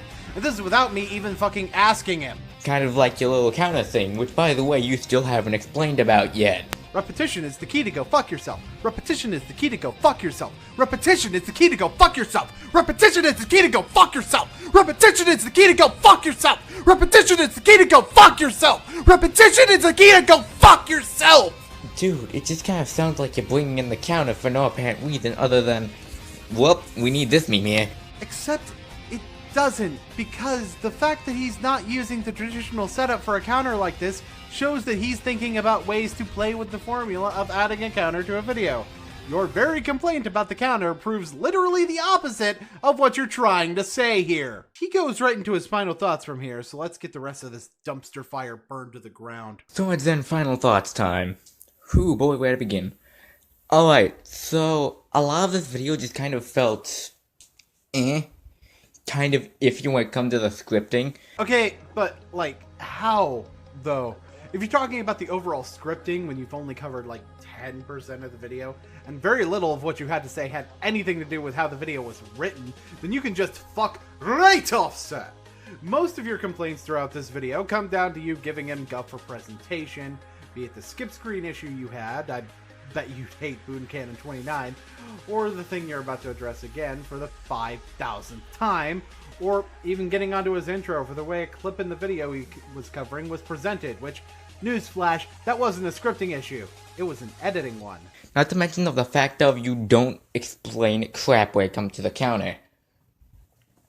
Thinking of the fact of you just kind of play random media clips that don't say anything until the overall end. So, you completely missed the fact that those media clips show something that is, word for word, the same as what Alex Kafert is doing. It's almost like the reason he's playing the media clips and saying nothing else is because you should be easily identifying the similarities because you're watching a goddamn YouTube video. Which, by the way, thanks a lot for not explaining the count until the very end of the video. If you're going to sing add an account, then please at least explain what it's used for at the end. Or at the beginning, or when it's introduced at all. So you want to talk shit about Sugarbutt scripting when you literally wind up saying he didn't do the thing he did, and then realizing you need to correct yourself after a pause. Eat a goddamn cactus. So then, this has been the Flames of Insanity. This has possibly been my longest commentary. And as always, I will see you guys in the void. No! You don't get the void! The void is likely to have a temperature of absolute zero due to being the manifestation of literal non-existence, but with a temperature like that, it would probably be cool! You're not cool!